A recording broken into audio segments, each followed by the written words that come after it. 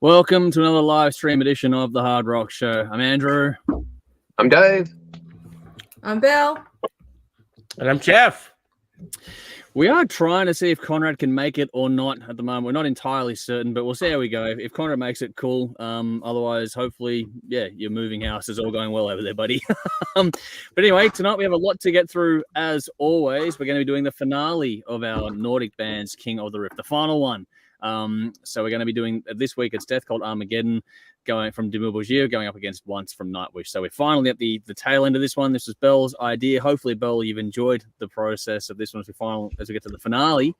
I know you didn't get all the albums you wanted to get in the but we got there in the end. Yeah. No, we've got a lot going on as well. Jeff's got another round of Who Am I to play with us tonight, and what have we got? We got songs of the week and all the usual stuff as well. So yeah, let's have some fun with it as always. If you're here, make sure you say hi. We've got people in the comments here already. So Nicole's here saying evening all. Good to see you again. Same with Andrew. Good to see you. Rowan, as always. Same with Terry. Good to see you both. Hopefully you keep well and had a great week. Hey guys. Yeah, Jody says hello to everyone as well. Just for the record. Hi Jody. Hey, Jody. Always got to pass it on for Joe. And yeah, we're just sort of doing what we do. Now, there are links to reference tracks for everything we're talking about here tonight in the description of the episode, so make sure you go and hit those up for anything you might miss as we go through the live chat. So if you're tuning in later on, you can go and find those songs anyway for your enjoyment. And while you're going through all the links and stuff up there, check out our Patreon page too if you'd be so kind. Any and all help you can give us there is literally buying the time we need to do other stuff like editing, extra content behind the scenes. And yeah, check it out. Just find us on your preferred social platform. Give us a like, a follow, a thumbs up, all that sort of stuff. It all matters. It all counts. It all helps in any way you can. So you just find us or search for the Hard Rock on your preferred social platform. All right, but like I was saying, we do have a lot to get through as always. We have more people here. So Michael's here. Good to see you again. Hopefully you're keeping well. Same with Darren. Good to see you again too. We're going to cram a lot in this week, and then we're going to cram a lot in because I think after this one we have 7 more live streams before the end of the year. I think that's correct, Dave. We worked it out last round. Yeah, it was 7, yep. And we're going to be, Dave knows what's coming up. I think Bell and Jeff might hate me at the end of tonight because I'm going to throw some work around. We're going to see what happens. That's okay. But yeah, it shouldn't be too challenging, I don't think, because the next thing I'm used to this time of year. It gets nuts. It goes full on. So you guys Bring it are on. here for a treat. Yeah, bring Alrighty. it on. All right. But anyway, let's do the rounds. Dave, how's your week been? Yeah, I'm good. Just busy with day-to-day life stuff. Nothing all that exciting to talk about. I did do absolutely nothing at work today, which was fucking fantastic. I literally just listened to music all day. It was a fantastic day. Can't ask for more than that. And I got paid for it. So that was pretty cool. Yep. But yeah, there was a power outage overnight, so the boiler was off. So none of that's at temperature, so we literally couldn't do anything. So I just cracked, broken, or faulty stock. Spent all day recycling it, so it's ready to go to the vat while listening to music. So it was cool. Apart from that, I watched the Barbie movie with Jade on Friday night. So Okay. it actually wasn't bad. It was quite clever in parts, so I actually enjoyed it. I did get 20 minutes in and I needed to start drinking. So. But it was a lot better than I thought it would be, I'll be fair. And then I think Saturday I watched a movie called The Babadook, which is on Netflix. It's an Australian horror movie. And it scared the fucking crap out of me. Really? Not like it's a horror movie, but it's also a psychological drama. So movies like that are really, really clever. The pacing's excellent. It's really, really creepy shit in it, and it works psychologically as well. Fantastic story. So in a horror, psychological horror, I highly recommend it. Nice. And then something else that was awesome but kind of horrifying. We got all the listings and stuff for Jade's high school next year, all the book prices and school fees. And like, fuck, just shoot me. I think that was the scariest thing that happened this week. But apart from that, it's been a pretty good week. And we're finally getting some good weather. Sky's been blue, weather's been warm. We had some beer, but plenty of horror movies for tomorrow, so that's all good. It's Halloween coming up. How you doing, Belle? Doing well. Totally understand about the school fees and books and all that crap. Uniform. Yeah. New computer. Doesn't end. Do not miss that. Do not miss that. Oh, no. Well, the school supplied the computer, which was good, but, you know, I think Oh, I'm really? paying for it in fees. Yeah. I think Damn. I'm more than paying for it in fees. But Yeah, that's true. Yeah. That's okay. It's worth it. He just has to not grow that's now. amazing. I want this uniform to fit him for like the entirety of his school life. I don't think that's gonna happen. How old is he? Already kind of short. But Just stop growing. I'm making him just do that until the end of the year. Good luck with that. 8 weeks Yeah. to go. he can just wear shorts instead. He's got plenty of those. Anyway. So yeah, I know. I'm a great mum. Look, hey, shortcuts matter. Shortcuts matter. Yeah. Hey, save where you can. Yeah, exactly right. That's thrifty, right? It's education. This is Life how you lessons. make it stretch, boy. Mm-hmm. Yeah. In more ways than one.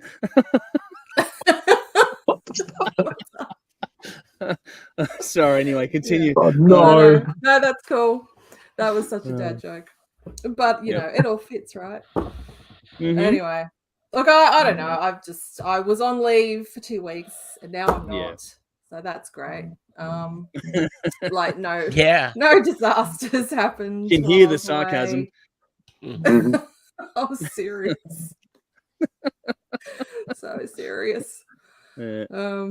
Yeah, I don't know. I got a new car. I guess that's exciting. I know I sound like a prat, but that's pretty. Yeah, new car that's been fun playing with all the features and stuff that you get. Like you just grab the handle and it unlocks and you touch it and it locks. Instead of like inconveniently getting your key out and pushing a button, it's just save like 30 seconds of your life. So yeah, I know. Thing is, you sit there and go, "This is massive wank factor," but you'll never go back. No, that's what I was thinking. Like, I just don't think I could go back to actually getting my key out now. Oh, it's pathetic. Anyway, so there it is. So that's cool. I had to laugh. So the reason I got it, like it's a Corolla Cross, so it's like a new thing that's come out maybe this year, last year. It's because I had a whopping big turbo diesel 4-wheel drive, which I fucking love. I love it so much, but it cost me $300 to fill, and it would chew through it. And I filled the new car up for the first time, and it clicked off like really quickly. Like normally I'm standing there for ages filling this giant tank. And it clicked off, and it wasn't even $80. I literally laughed. Yeah. I laughed when I went, what? And I looked up and it was full, and it was $78 or something. I'm like, all right, well, this is why. This is right here, this moment. This is worth it. So yeah. So that's cool. I don't know. That's about it. How are you, Jeff? I'm good. Thanks. I'm good. Nothing new really to talk about. I work, sleep, repeat, that sort of thing. But I've been doing a lot of writing. Cool. So I think Dave sort of sparked my bug again. Your little thing that you wrote. I had the hardest time to buy that fucking thing. I did because it wouldn't let me. I tried all these different ways and it wouldn't let me. It said, no, you can't do it. Really? Yeah. I don't know. Yeah. But I got it. Found out on. Sorry, Jeff, I cut you off for a sec. No, I'm on the bestsellers rank actually. Wow. But 235,089. Well, there you go. Yeah, 235,000. It's sales, man. I'm on the list. Well done. Yeah. Well, I'm glad I really low down. There. Yeah. 235,089. So you're a best-selling author. Yes. Right? There's just a few people ahead of me. Yeah, just a few. But you don't tell them that. You just say, I'm a best-selling author. Yeah. That's right. Well, a few people have brought it. Yep. So, someone in America as well, so that was cool. Wow. Yeah. Cool. Yeah. Don't know where that came from. Enjoy it, man. Yes. Hopefully. Cool. Anyway, sorry, man. I cut you off. No. That's cool. I got, like I said, I got nothing really to say. Like I said, I've been writing and stuff like that, and got the bug again, which is good. And Bug is good. Yeah, the bug is good. So what is there? Oh, so I haven't been moved officially into finance at work, but now I like last week I did 1 week of finance, and now they moved me back again into finance again. And I'm really enjoying it. I really enjoy it. Cool. It's completely different than what I was doing before. So it's similar, but it's different. I shouldn't say completely different. I'm still, liaising with customers, but you get a different clientele, and going into where I was before, where it's like, I got a problem, how can I fix it? And I've got to get, mind going and trying to all these different things. And eventually you find something that works. With this, it's like, I need to pay my bill. Okay. And that's pretty much it. Right. So, cool. Because I've had calls that have lasted fucking 2 hours, trying to work shit out. I'm like, oh my God, I'm going to go crazy, and sometimes you get it, sometimes you don't. But not like that with finance. It's like a call lasts like, a really long call would last like 10 minutes. Wow. So big difference. Big difference. So cool. Other than that, nothing else. So that's my life in a nutshell. So Andrew, take it away. And more of the same for me. Been frantically trying to get as much done as I can behind the scenes. We're still just chipping away at stuff here, which is, it's always going to chew up a lot of the time.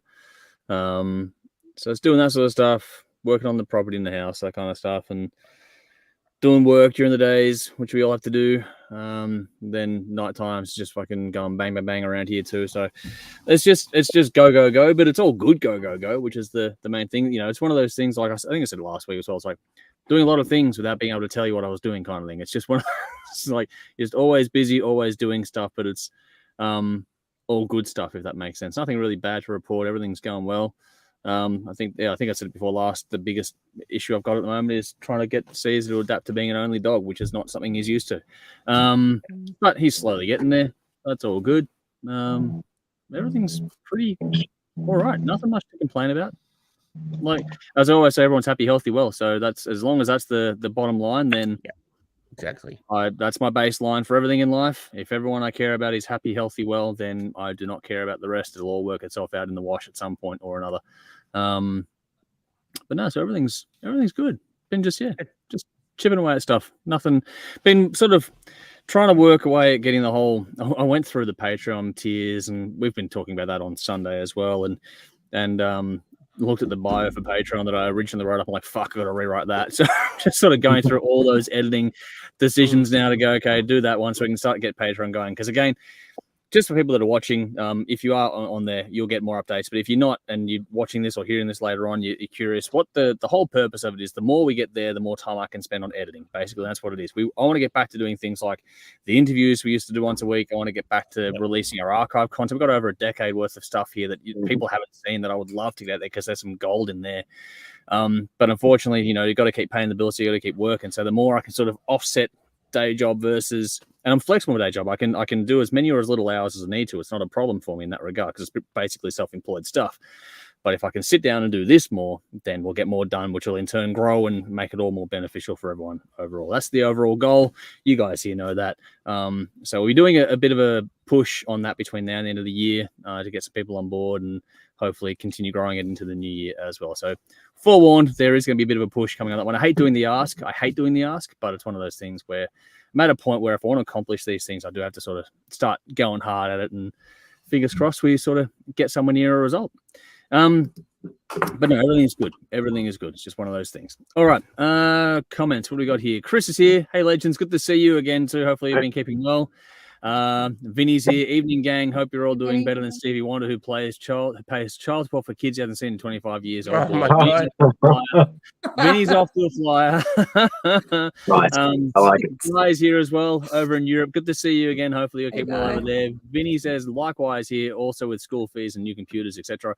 I was hoping to see a free subscription to YouPorn, but we can't have it all. Michael says, so can you wear your battle jacket to secondary school these days, or are they trying to step at individuality and suppress the human spirit? I don't know where. Yes, they are. It's all uniforms. Yeah. Bugger. That sucks. Jay did take a battle jacket to primary school the other day to show a teacher, because her teacher brought his in as well. So that was pretty cool. Everyone else in class is like, what the hell is that? Jay's like, it's my battle jacket. Nice. So that's cool. That is cool. Man Family's here saying, g'day all. Good to see you. Man. Keeping well. B says, gone, how about a Kansas versus Stick special? Mate, we could do so many specials, not even close to funny. That would be a cool one, actually. But we've got so much we want to do. Add it to the never-ending list. Well, Jeff crushes something. Wow, that was loud. Oh, I'm sorry, guys.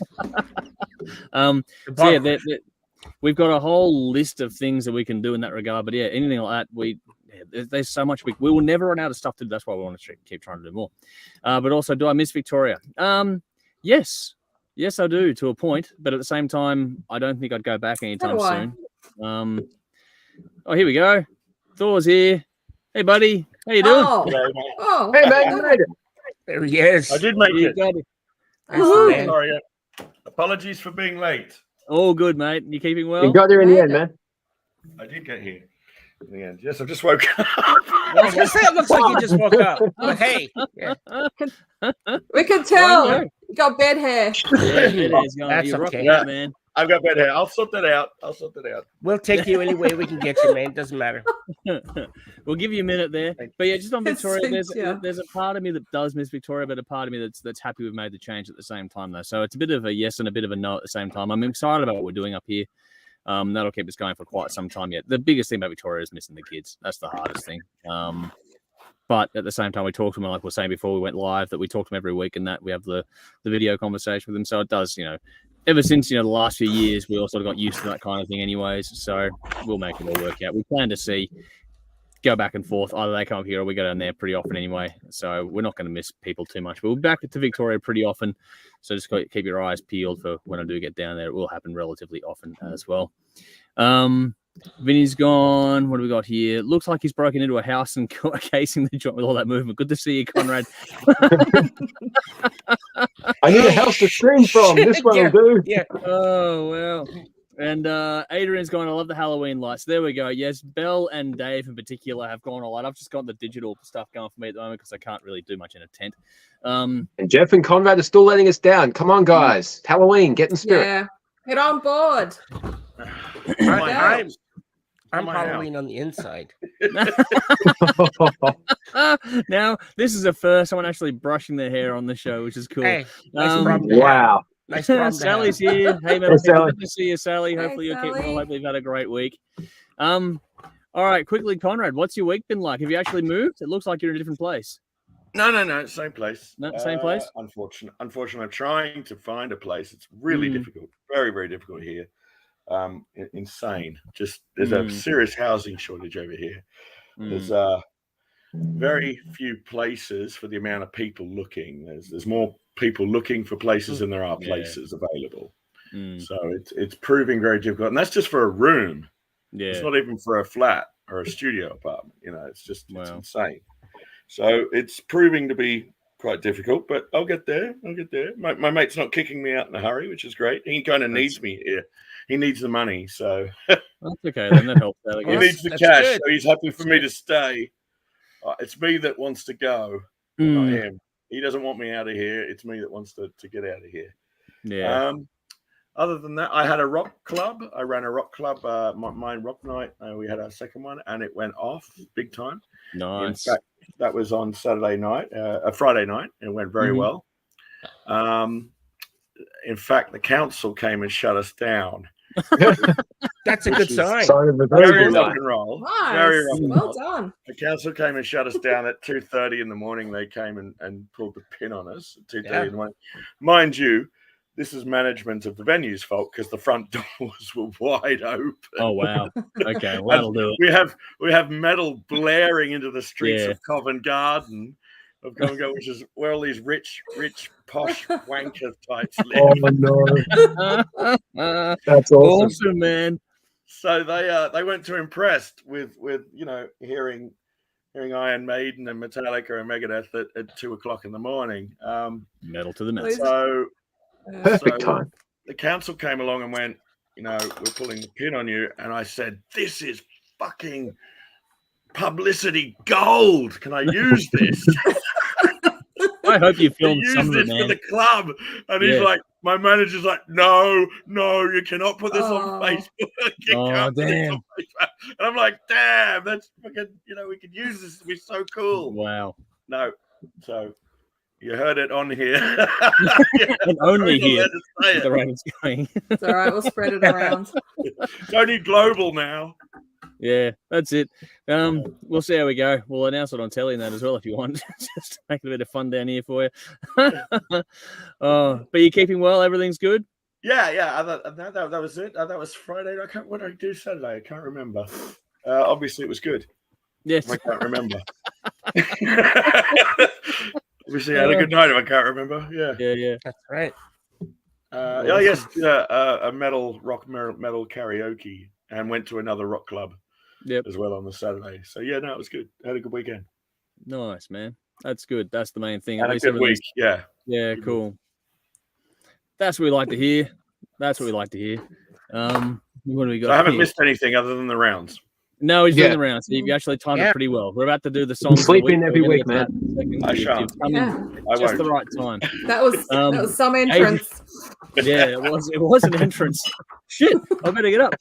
Adrian's gone Connor of the Home Grooming Network, and then says, Connor, I hope you find a cool living arrangement. So on the back of that. So yeah, thank you very much. Yes. Morning wank out the way. Conrad's ready to stream. Dave, think about that in a sentence structure. Just Dave to lower the tone. Hey, someone Vinny's had already to do here, man. Vinny came in hot from the start, so we're on fire, mate. Don't worry about that. You can always count on Dave and Vinny. Yes, those two. Here we go. The Vinny's gone offer to comb the landlord's hair, Conrad. So Conrad can provide the gel. Oh wow. Here we go. You two. Something about Mary. Yeah. Yeah. You two are a bad combination. Anyway. All right, let's move on. Let's get to some songs of the week here. We're gonna have some fun with this. First cab off the rank is Dave's pick for this week. It is South of Salem with Left for Dead. There is reference track in the comments, reference track in the description box. So go and check it out. South of Salem, Left for Dead. It's from Death of the Party, which is due in January 2024. It'll be the second album from the UK band. Is that correct, Dave, as far as you know? I think so. I literally just discovered them. Okay, well, cool. Well, anyway, so that's the details that I dug up on it. So it is your song. So you tell us how you found it and what made it get your attention. Yeah, I was flicking through Release Radar on Spotify, which is a Spotify-generated new songs based on your listening algorithm, which is cool. So if you're stuck for something new to find, go through that. The opening riff just locked in with the drums, and it grabbed my attention straight away. I thought, well, this is pretty cool. The vocals are that gritty style that fit in with my type. So I thought it's time to go back to my type for a while. Yeah. Nice shift in the chorus with a pretty memorable hook. That stuck with me even after I went through listening to other songs to pick for this week. It just kept coming back to me. So I thought, yeah, catchy song stuck with me, so I'll pick that. Solo is really cool. It's cool in the video too, where he's standing on the back of the ute. That's total guitar wankery. That was cool. Yeah. I think they tried to imply that she stuck the brakes on and he falls out, but budgetary, you couldn't really show that. But I think that's what they were going for, so I thought that was funny. But yeah, cool band. I think I'll be keeping my eye on them for a while. But yeah, like the song, for that share. Cool. All right. So Belle, how'd you go with it? Well, so Dave, I can't pick on you too much tonight because I actually do feel bad about last week. So keep it coming if you want to. I'll try to be easy. I'll try to be easy on you. All right, so the song. This song was pretty fucking vanilla. I mean, there was nothing wrong you're going to be with easy. Vanilla's the finest of the flavors, Dave. Come on. Yeah, that's right. Yeah. Wow. There's nothing wrong with it. It wasn't a bad song. See, I am being fair. It's just kind of meh. It's just like meh. It sort of sits on a couple of good but fairly unimaginative rock riffs. It stays with them pretty much throughout the entire song. Sometimes that works, and sometimes it doesn't. I know which way I'm leaning on that with this song. The chorus line was nice enough, but again, it just got a bit blah after a couple of times through. The film clip was okay, not exactly a fresh idea, although I definitely rather watch 3 minutes of this than any Fast and Furious movie, if given a choice. Very cool. Just Fast and Furious catching a drive-by from Belle there. Wow. I haven't seen a single Fast and Furious deserved. movie. Well, you're not missing out on the first thing, one. I can assure you. That was enough for me. Sorry, Yeah. Andrew. Apparently, No interest. Sorry, Can you hang on. Yes, Conrad. Can you mute me for a second, please? Yes, no worries at all, mate. Thank you. Second round, is it, mate? oh god, Dave, Conrad, gross. Dave, why are you thinking You're about muted. Conrad doing that? That's just. Ugh. I'm not thinking about it. I'm just suggesting that that's what's going to happen. It's not You have to smell think a vision. thought to suggest it. Anyway, I don't want to continue the live discussion. I'll just keep It's the reading hand because that's I'm hanging up nearly. here. Just keep going, Bill. Keep going, Yeah, Bill. keep going, Bell. Ignore the Oh, children. you boys. All right. They could have tried a bit harder to make it look like they were actually driving, and the footage on the screen behind them, wasn't obviously so fake. I've seen more convincing back window footage in 1950s movies. If I was a teacher giving out grades for these songs, I'd give this a C-. Wow. Wow. So that's not so bad. It's a pass. It's still a pass, yep. Well, we were That's it. discussing basically a way to rate these things. I'm not sure when, what, how. Basically, is it thumbs up, thumbs down, or sort of, the old the gladiator style? You're giving a thumbs up, a thumbs down, or you're sort of going in the middle. That's a good idea. Or not quite committing. Yeah. All right. The speedometer's heading down that way. All right. Let's see if it got Jeff any better. How'd you go with it? Yeah, look, I liked it. I liked it a lot. I thought the groove had a great groove. I thought really, I loved the set. The way it's just the rhythm was just driving, and it sort of played into the whole, the song thing of it. I thought the rhythm, it grabs you by the short and curlies and doesn't let go. That's my thought.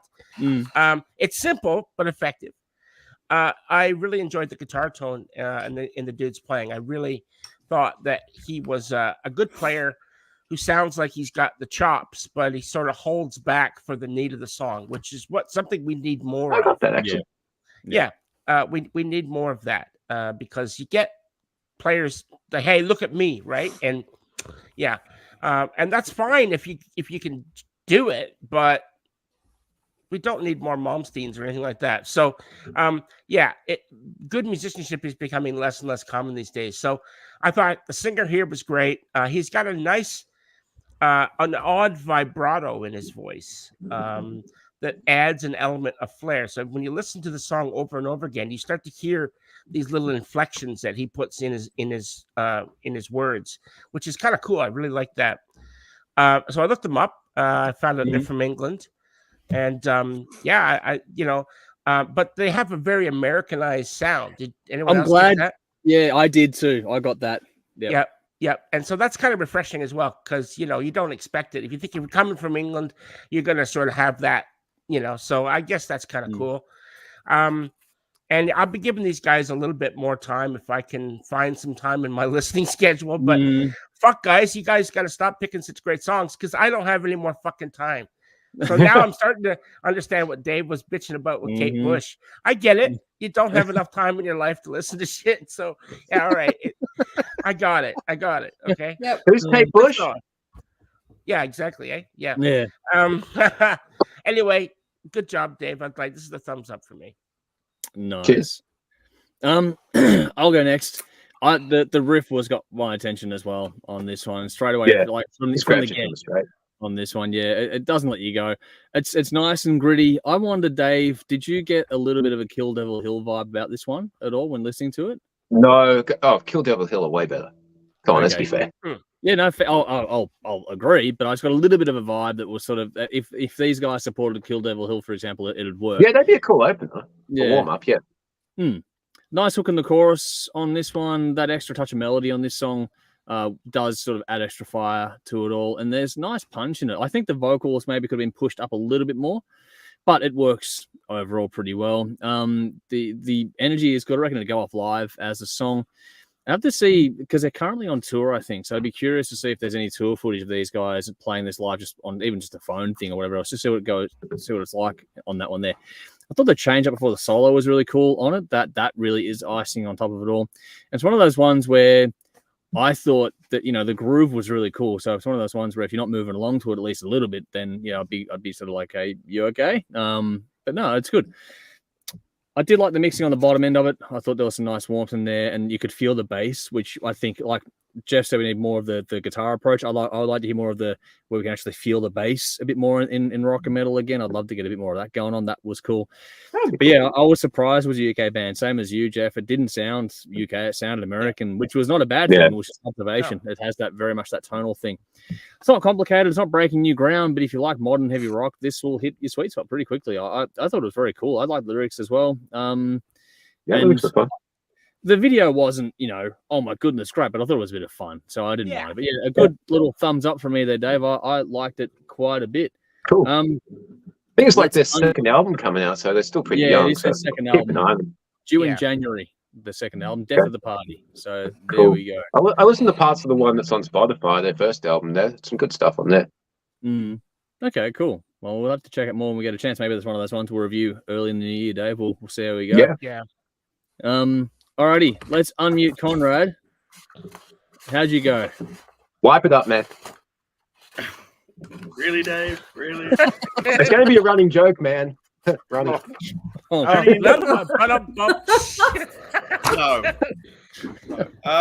This was Vinny 2.0. This was interesting. It's okay. It was. It reminded me of Rob Zombie crossed with Skillet. Oh yeah, interesting. Wow. I don't know if you're into Skillet. I like Skillet. But yeah, it's Interesting. kind of Rob Zombie cross with Skillet. I got those Skrillex. kind of vibes. No, not Skrillex. Skillet are a different band, Jeff. I know. I'm just taking the piss here. Yeah. I like Skillet. But yeah, it was modern, very modern. It's very American modern sounding. It's pop metal, but it's done well. It's like that goth kind of industrial pop metal stuff. Yeah, there's a bit of that. I couldn't. I couldn't. It didn't make me go. Bleh. So yeah, it was good in that respect. Wow, I love that's the measure of if it floats your boat or not. No, it didn't. It wasn't. There was no blurred factor to it. It didn't make me heave. No, it was all right. It's fine. It was okay. There's a lot worse stuff out there. Yes, definitely. A lot better stuff. Yeah, it was okay. It does what it says on the tin. It rocks. Yeah, it's all right. Cool. I'll give this. I don't know, maybe 6 out of 10. Yeah, nice. Cool. All righty. There we go. Let's see what the audience have to say about it. Vinny says, I love Dave. He's a ripper. You two are Mutual Appreciation Society. Man, we got to do the Dave and Vinny hour. That'd be fucking crazy. That'd be take it off the air. I don't know if the world's ready for that, but we'll give it a go. We take it off the air within 5 minutes. No. Mate, the things I've said over the years that we're not taken off the air yet. Yeah, I know. We're still going. It's remarkable. Wow. Darren says, not bad, but not good. So there we go. But Adrian says, great pick, Dave. Love the video. Yeah. I love fast cars. There we go. What? Vinny says, my kind of tune. Nice one, Dave. Cool. Adrian says, one of the guys south of Salem looks like Nicky Six. There was a bit of that. I noticed that, actually. Yeah, a bit of that. Yeah. But then Adrian's gone, damn, hell's Bell's laying down the hammer. Yeah, Bell's coming in hot, which is nice.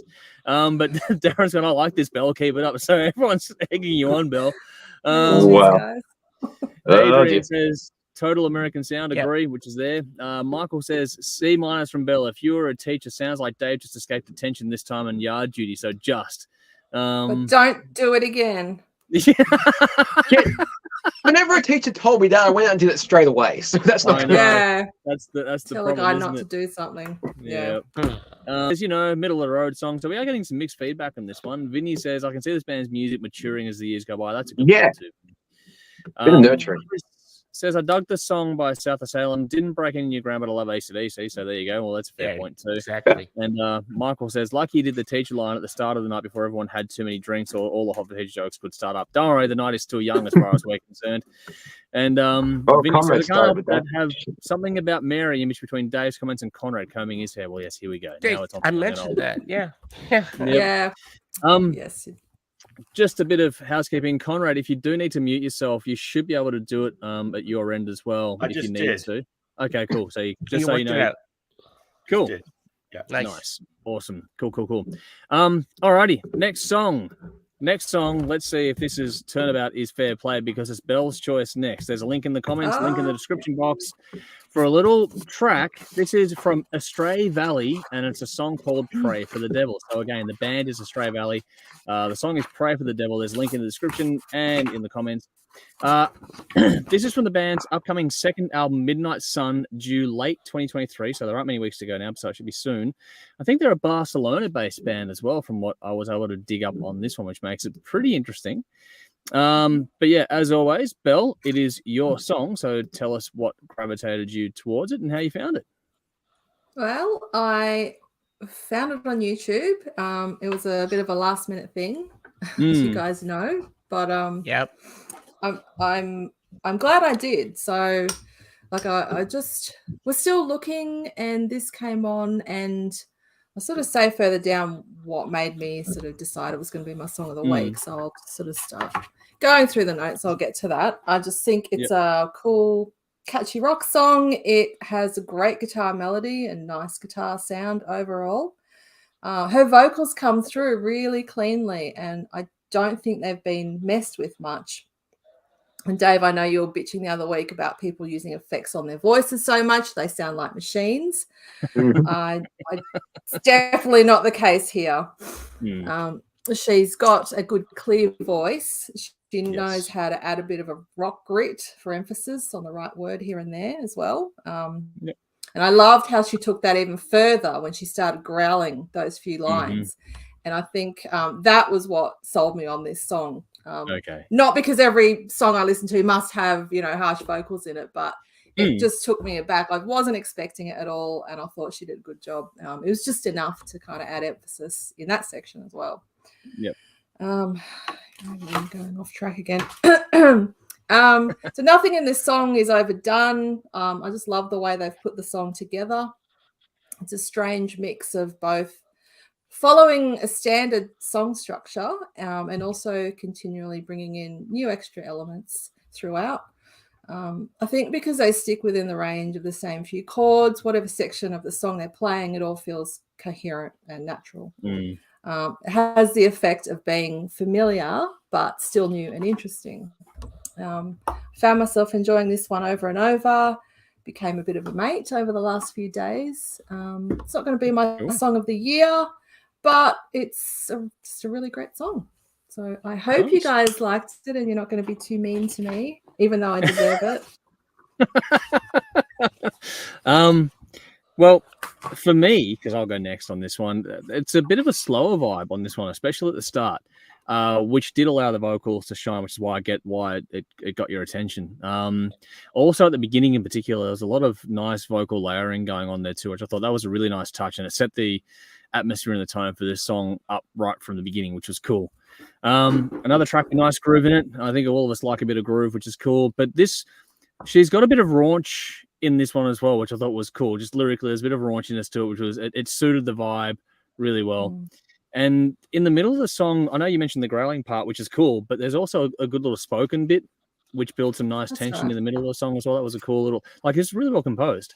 But that all led into the breakdown really nicely, which, you get an almost new metal kind of a solo in this one.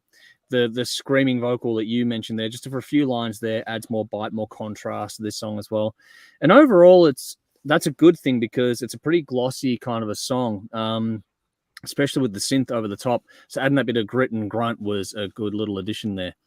I thought the closing of the song was a nice addition there too. There's three sort of main different gears in this song, but that close was sort of the more soaring vocal again toward the end was a really good sort of payoff the way it finished up. So it's not an overly complicated song, but it's one that the hook really does work and just keeps pulling you in on. If you like modern metal, this will definitely get your attention. But there's something about this one. The more I heard it, the more I liked it. So I guess same thing as you, Belle, because it's one of those insidious songs. The more it just sort of plays in the background, the more it gets under your skin. It's like, oh, hang on. It just keeps dragging you back, which is cool. But yeah, that breakdown part was really cool. It's got a good video as well. I like the video. It's another good track. Some cool visual moments in the video too, like especially the part where she's looked like she's either dead or passed out, and you got that figure with the mask holding her, like cradling her. That was an interesting little, just a one-off shot, which didn't really have any context, but it just sort of added extra oomph. So the whole thing, very well thought out. I liked what they did with this one. So it's a thumbs up for me. I enjoyed this one quite a bit, Belle. So nice work. let's see what Dave has to say. Yeah, there's a great hook in the chorus. The chorus is instantly memorable, which was cool. In fact, I can hear it in my head right now. It'll probably stay with me forever, which is more than I can say for a lot of other songs we have heard recently. But yeah, the chorus definitely stuck with me. Intro melody is okay, but the rest of the song is a bit of an ebb and flow for me. I lose interest during the verses, and then, hey, the chorus is back. I like this. And then it's back to, oh, shiny. But yeah, the rest of the song just did not keep my attention at all. But the chorus is fucking fantastic. And then it's like, meh, hey, the chorus is back. Yeah. I listened to it so many times trying to think of something else interesting to say about it, but it's not terrible, it's not great, but the chorus is awesome. If it was more like that, that would have been cool. But yeah, I lost interest when it wasn't the chorus. So yeah. Okay. Middle of the road. Middle of the road. Alrighty. Jeff, I get the impression that you agree with Dave. Well, what, Astray Valley? Ashtray? No, I know it's Astray Valley. I thought it was Astray as well. Yeah, Astray Valley. I just had fucking band names around, isn't fucking as far as you can see, ashtrays. I'm like, what the fuck? Smoke is heaven. Yeah. So I thought it was kind of a strange. Yeah. Anyway, but look, I like the song, but it's not without its criticisms. I do like this kind of music, obviously, and I found it her clean vocals a little reminiscent of other bands of the genre, and I thought immediately, and I went back and listened to it, and I could hear it as soon as straight away. Within Temptation, there's her vocals; they're very similar, but that's high praise, okay? Because Within Temptation is about as good as it gets in that genre, so nothing wrong with that. Yeah. So A Pray for the Dead has a very catchy rhythm and the chorus, and I really liked the video as well. It was simple, but I got what they were going for, a whole the gothic vibe thing happening. And partially way through the song, the vocals turned mean, and I didn't expect it. I didn't expect to hear the growls because we'd gotten basically through the song at that point, and I just expected more of the same. And I think that actually helped to elevate the song and push it into another realm for me. Moved it a bit higher because that's a good thing, because I think it really needed it, because otherwise I felt the song was a bit flat, if I'm to be perfectly honest. Okay. So while I think it was a good song overall and I liked it, it didn't grab me as hard as I was hoping as it would. And I felt like it was a bit of a missed opportunity here. So Belle, you've got a long history of picking amazing songs that stand out and leave a huge, heavy mark. And I think you missed the mark here a bit. So, but that's okay, given your amazing pedigree that you've got. I know you're going to come back swinging and knock one out of the park. So, great here from me. Yeah. Okay. Cool. Everyone has a shit week sometimes. Yeah. It's not a bad song. This is going to be an interesting week, this one. Let's see how Conrad went with it, though.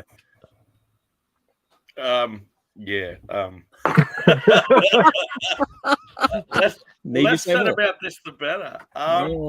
This is how would I say it? It's like some symphonic metal by numbers. It's not executed well. It's just bland.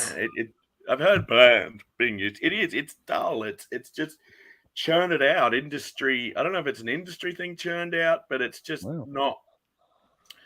Look, it's okay. It's all right. I mean, there's moments in it. It has moments, but overall, the chorus is fantastic. The chorus is really good. Yeah.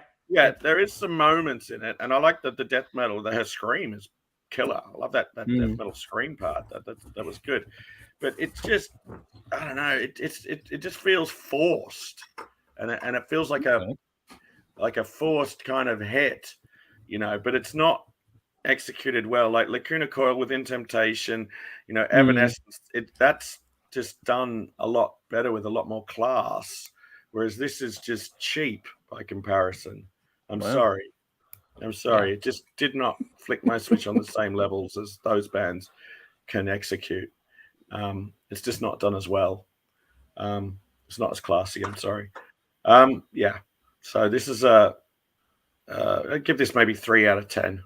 Oh, Conrad, that's harshing for you. Sorry, Belle. That's a limp tick, isn't it? Yeah. That's a thumbs down for sure. Well, he spent himself twice this morning. What do you expect? I didn't get the raunch. It didn't give me the raunch factor. I'm sorry. No. Okay. Sorry, Bill. Sorry, Bell. There you go. Yeah. We can't smash it out the ballpark every week. No. No. Like I said, this is going to be. I have a Yeah. funny feeling this is going to be an interesting, very diverse week with opinions. We'll see what happens. Let's see what the audience say first. We'll move on to another song. Adrian says the lead singer is hot but kind of dark. Yeah, it's one of those ones. Vinny says, not sure about this one. Musically, it sounds good. Lyrically, it's like they just learned English and released this through the SBS network. Wow. Okay. That's gold. Holy shit. That's gold. Go on, Vinny. Andrew says the song was flat for me, lacking some punch, but visually was very good. Okay. And Michael says, has to be judged for what it is. I don't think I have a clue about music in Spain from a contemporary point of view. Don't know their scene at all. So there we go. That's Yeah, fair. Spain can be really good. Depends on what you're getting out of there. All right, so mixed feedback this week, Belle. We all have those, so we'll see what happens next, though, because up next is Jeff's pick of the week. So in the comments, in the description box, we have a link to Dogma with their track Forbidden Zone. I wonder quickly, Jeff, is this one you found because Dave played it on a TV recording recently? No, I didn't know. Okay. So, Cool.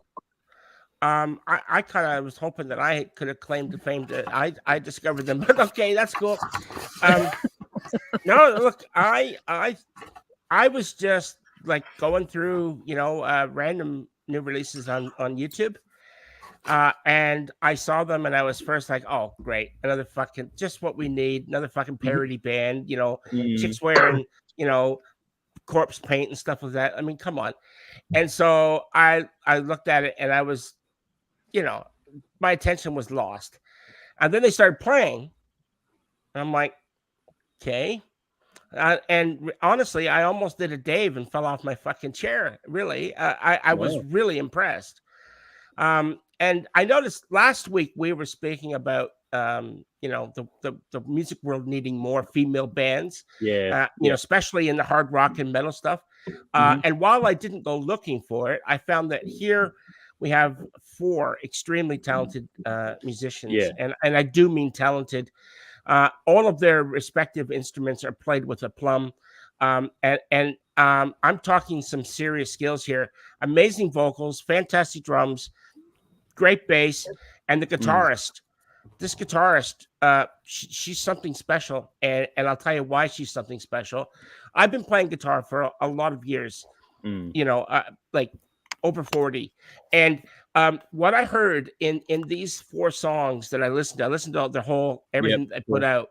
Not only did that tell me that this girl knows exactly what she's doing. She's not very typical. She's had some sort of formal training, I can tell. And she's taken lessons from someone really good.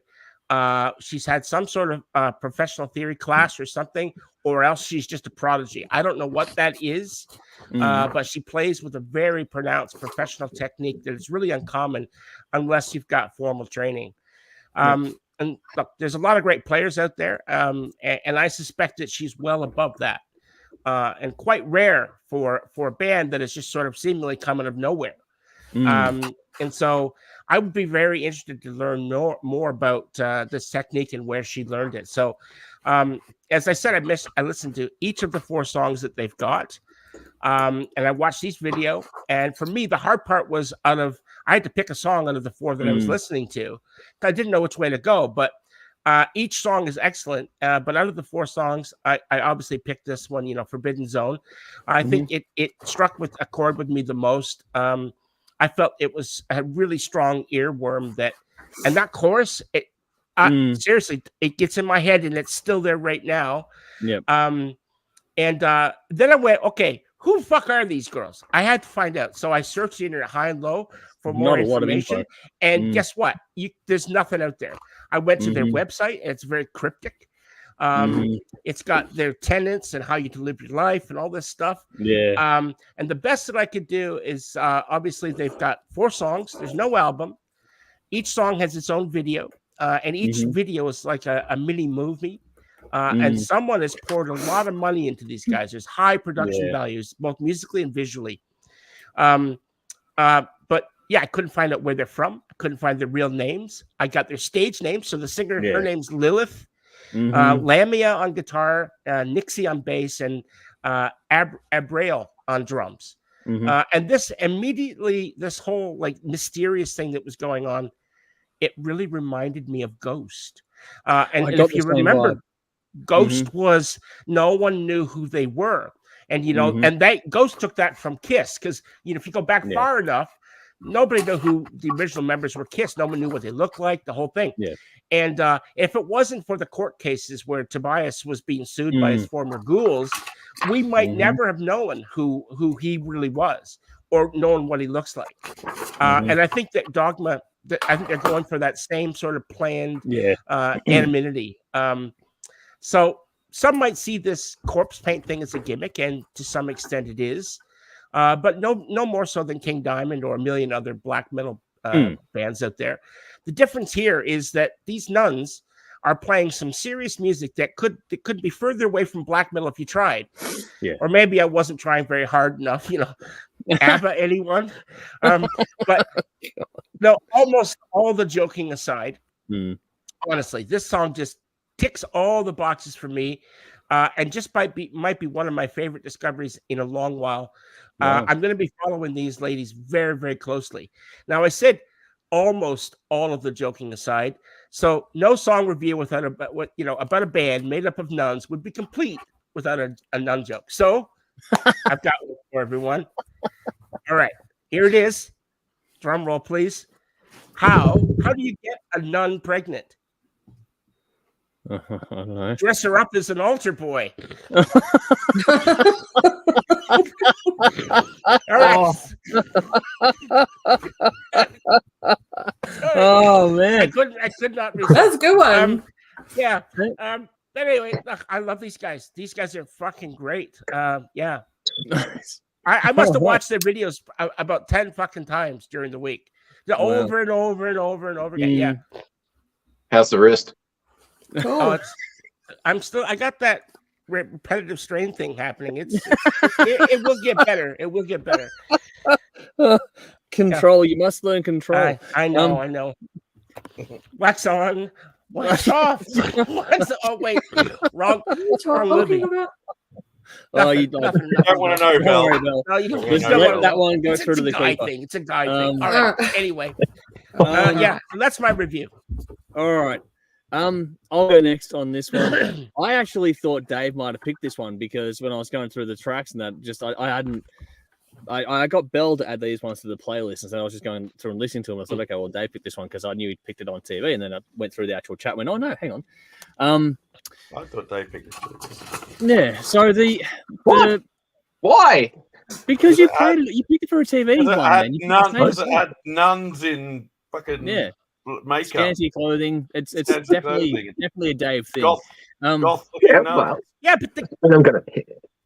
No, but in the terms of we're listening to 5 tracks, I figured if I was going to have a guess, fair call. That would be a fun game, actually. The playlist, whose song? Yeah, that could be fun. Maybe we should do that as a social thing, actually. This one, I get the same thing that Jeff was talking about with Ghost. I get the same vibe in a lot of respects, and I want to make it very clear they're not Ghost. They're not the same thing as Ghost, but there are little crossover things here too, like the using a paint, the mystery around them. The closest I can get to a home base for these guys would be somewhere in either Lithuania or Finland, maybe because they won an award in Lithuania for an upcoming band, but most of their listeners are from Finland. Helsinki to be precise. So usually where the top listenership is usually where they're based when it comes to Spotify. So I have a feeling it's probably in Finland, but they won an award in Lithuania as well. They do have the gimmick, they're going for all that sort of stuff, which, you know, it's all fun and clever. They have a whole ethos on their website, which goes, I'll tie that into this sort of stuff here. Now, also the other tie-in with Ghost is a bit that hook in the chorus, the backing vocals, that part is very much out of the Ghost playbook. So there's little bits and pieces there that I do get the crossover with Ghost. If these guys would go on tour with Ghost as an opening act, it would make perfect fucking sense. Like, it would make perfect sense. Different bands, but they fit, if that makes sense. Now, when it came to this song itself, though, as a piece of music, I'm a little bit confused. I'm not sure if I'm meant to take this seriously or if I'm meant to take this as more of a caricature kind of a thing, because their ethos is really serious, but I'll get to my sort of critique on this one in a moment. It's well performed. I love performances on this one. The mixing is great. It's got a big sound. There's a big hook in the chorus, huge hook. I love the energy. This will get stuck in your head fucking quick. I love her vocal. Her vocal tone, her vocal performance is absolutely fantastic.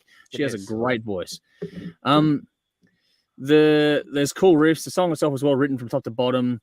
Where this thing falls over for me, though, what confuses me is the lyrics. They feel clunky and cheap to me. I think the song is great. There's great solos, but when the lyrics are dwelling on the forbidden zone, it's like you couldn't get anything less original kind of thing. It just felt bland. Like, it's catchy, but if you're gonna go down that path of, like, it's almost Steel Panther-esque in that point in time, and you got to really nail the landing. And I don't think they did lyrically on that one, which, I don't know where they're from, so I can't, speak too much to it. But there's great parts in this one. It's really damn close to being all that fantastic song. Like I said, well written, well performed, all those things there. It's nothing to do with the actual writing or performance side of things. It's just the lyrics. I just think that it just lacks that cut through, because it just sort of pulls you out of your suspension of disbelief for a moment. It's like, and you actually read the lyrics, and it's like, what? The shaking of my legs in the forbidden zone. It's like, this it doesn't make a whole lot of sense. So while it's catchy and all those sorts of things, when you compare to the other songs we listened to, for example, tonight, there's a story being told. And this one, there's a story in the verses, but the chorus just sort of miffs it, and I don't really know what to say about it. So I had a quick go at the latest single, the fourth one. I forget the name of it now, but they dropped one a few. The video is like 5 days old. That seems like a better track to me than this one is, because that one seems like a stronger one. Different vibe entirely. Yeah. But yeah, the lyrics on this one, especially the chorus, just they missed it. So it's like it was like that much. Like, it would have been a great song, but when you lose when you're getting pulled out in the middle of the chorus, it's like, oh shit, that just bugger, because it's a great, well performed, well mixed, all those sorts of things.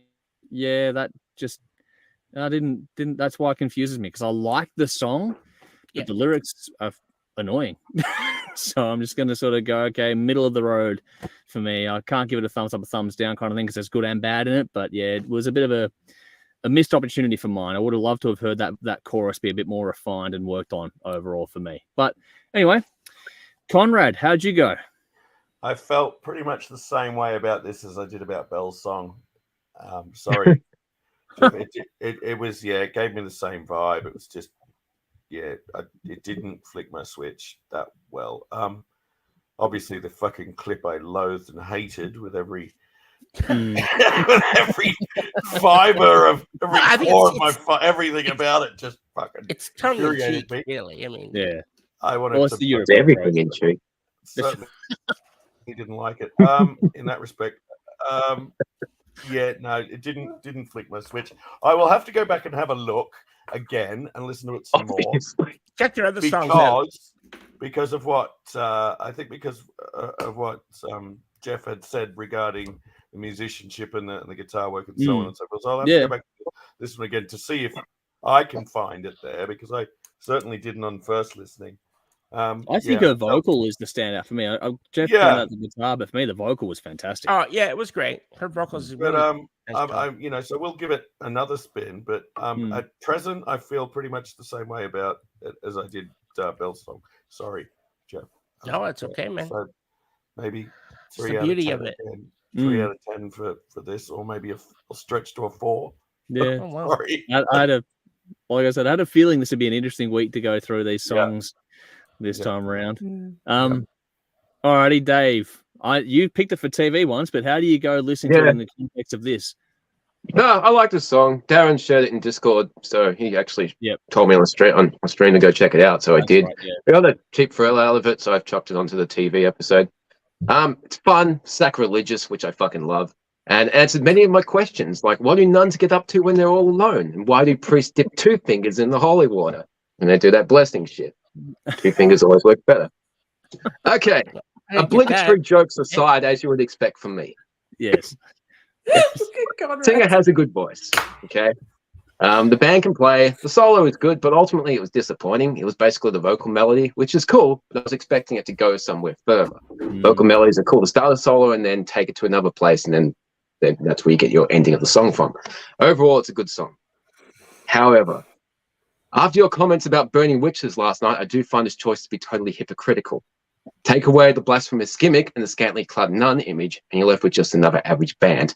And see why sex appeal is okay for Dogma and not okay for burning witches. And to be fair, Dogma has shown a hell of a lot more cleavage in this video than Blinding Witches have in any of their videos or their live shows. I went and checked. Dogma is a gimmick. I don't know how far they'll go with it. And I just think this is total double standards.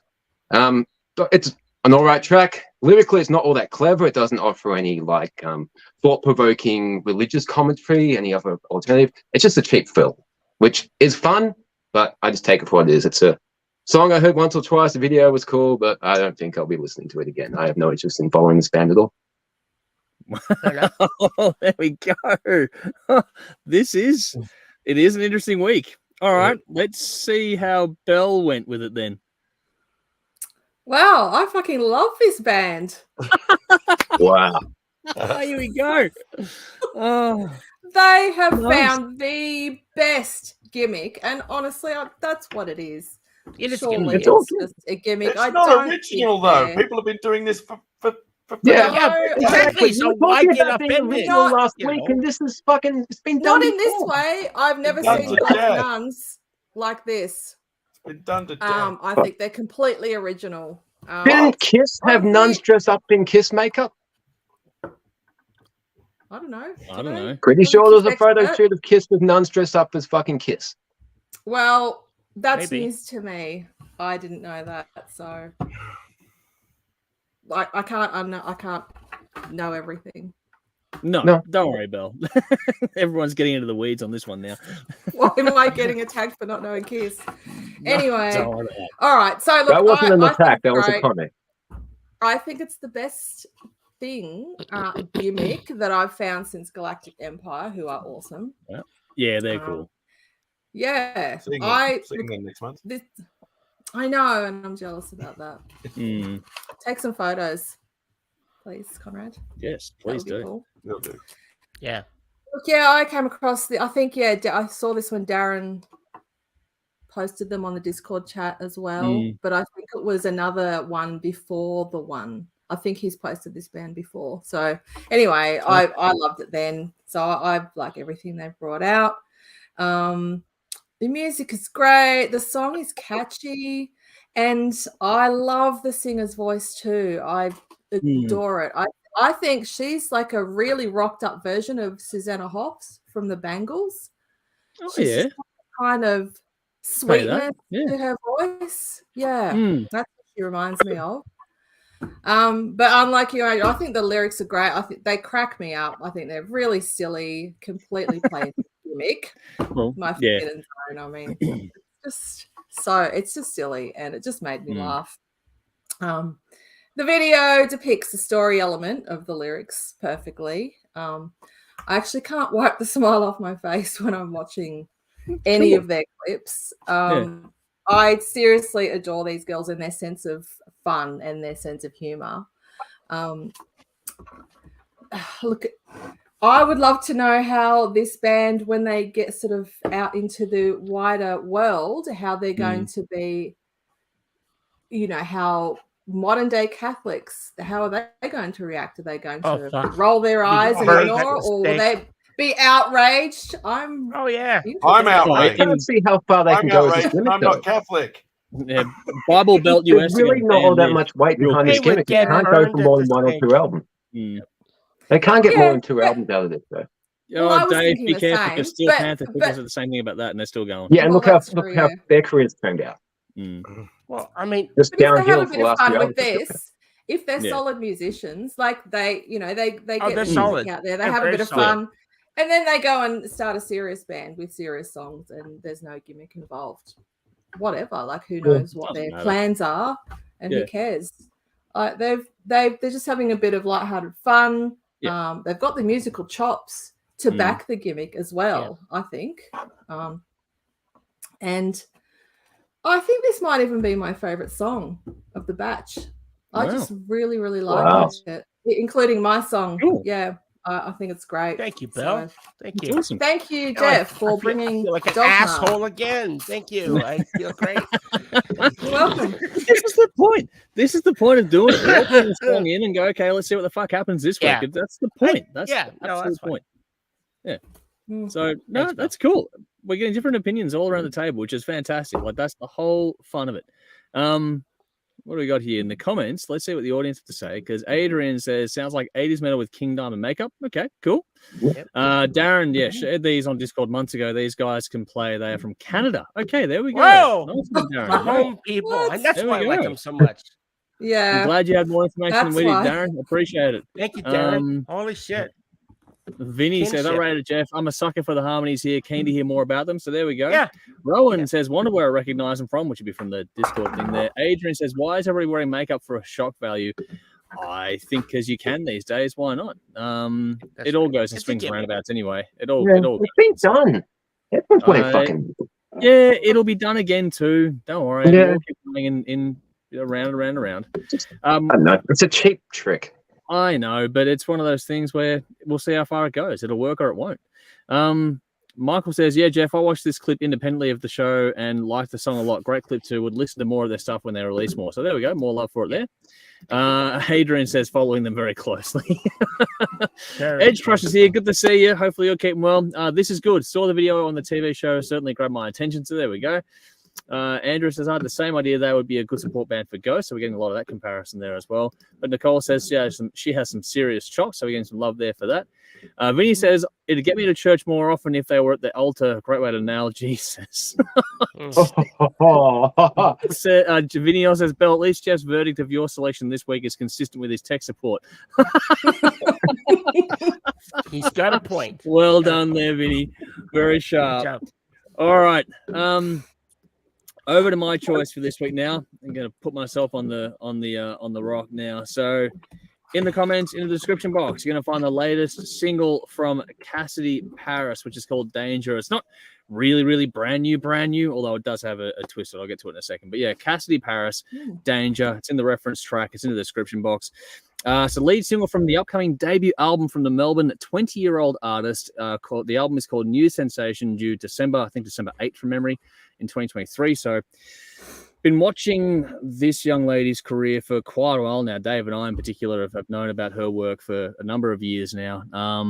And she's been going from strength to strength. This is the reason why I chose this one this week, is because she's just signed with Frontiers, and it's a lot of reward for effort for her because she puts a lot of work in, and it's all paying off now, it looks like, which is fantastic. You don't get many bands from Melbourne being signed by Frontiers, so that's something that her father hadn't even been able to get done with his outfits as well. Yeah. So this is, a real feather in the cap kind of thing.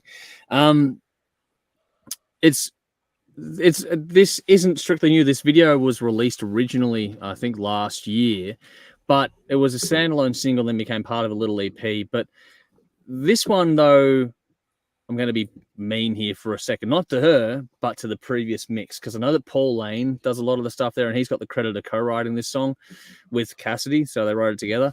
But his mixing for me has always left something to be desired. Now, Alessandro, who does the Frontiers work, he's come in and obviously remixed this one, and thank fuck, because it sounds so much better this way.